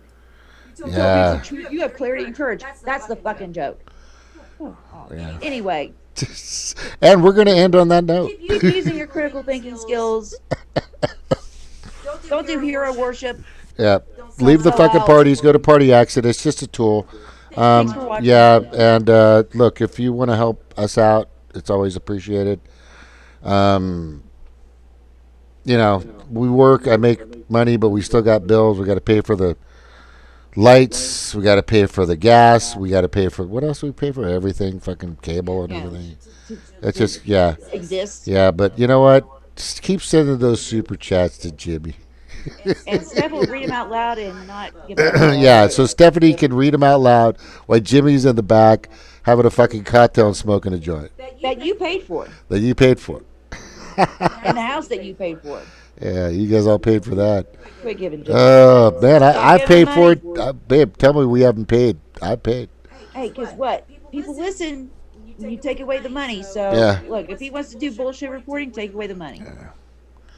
Yeah, sad, pretty sad. All right, guys, I want to say goodnight. Thank you so much for being here. Good to see you. The trolls were out in force on combo today. Really? Oh, shit. Yeah. It's been Max bad. was on today. It was good to see Max on. I like Max. He's so close. I know he gets it. He'll get it. He's I close. hope so. I think he's starting to put the pieces together. Maybe he's just trying to ease it into Jimmy's show, maybe. But the more times he comes on, the better. But what I'd really like to see, and I think Whitney Webb's been on Jimmy Dore before. Am I correct? Nope, never. Oh, No. darn it. Oh, no, You know, that would take courage. How many people have had Ryan Christensen on their show? How many? I have. We have. Right? Slow News Day has. I'd like to see Combo Cats see Ryan Christensen. That would be awesome. Derek Bros. I don't think he goes on shows. I don't think Derek Bros does. I don't think. Who's that? That's the Conscious Resistance. Okay. Yeah, the Conscious Resistance. He's got some good stuff. As a matter of fact, I'm going to end with this, something from the Conscious Resistance, because I think everybody deserves to see this. Any kind of any kind of positivity or funny cat videos or something. I know anything, right? No, we are just gonna have to fucking. Unlike Jimmy, we're just gonna have to fucking deal with it. I'm not a comedian, jagoff comedian, so I don't have. Yeah. It's just. Yeah, that's just bummer for you. You're gonna have to just deal with the reality that it's out there. So I'm gonna end with this. I'm gonna mute and then let you.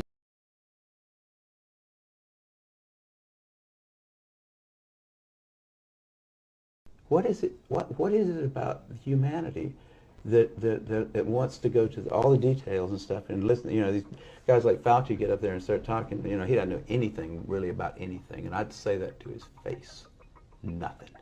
The man thinks you can take a blood sample and stick it in an electron microscope, and if it's got a virus in there, you'll know it. Those guys have got an agenda, which is not what we would like them to have, being that we pay for them to take care of our health in some way. Reports are streaming in, declaring a dark winter for the world. I got to pull that, and there's only one reason, because it's not on YouTube anymore. But I want you guys to go check it out, please. That's Carrie Mullen. She is the inventor of the PCR test. That's the gold standard for COVID testing, which is bullshit. And he will tell you, bottom line, it's bullshit. All right.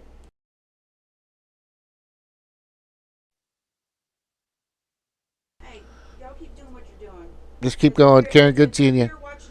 Yeah. Yeah. I think I'll rant. I think I'm gonna get our rant and about Jimmy and put it out there. You know.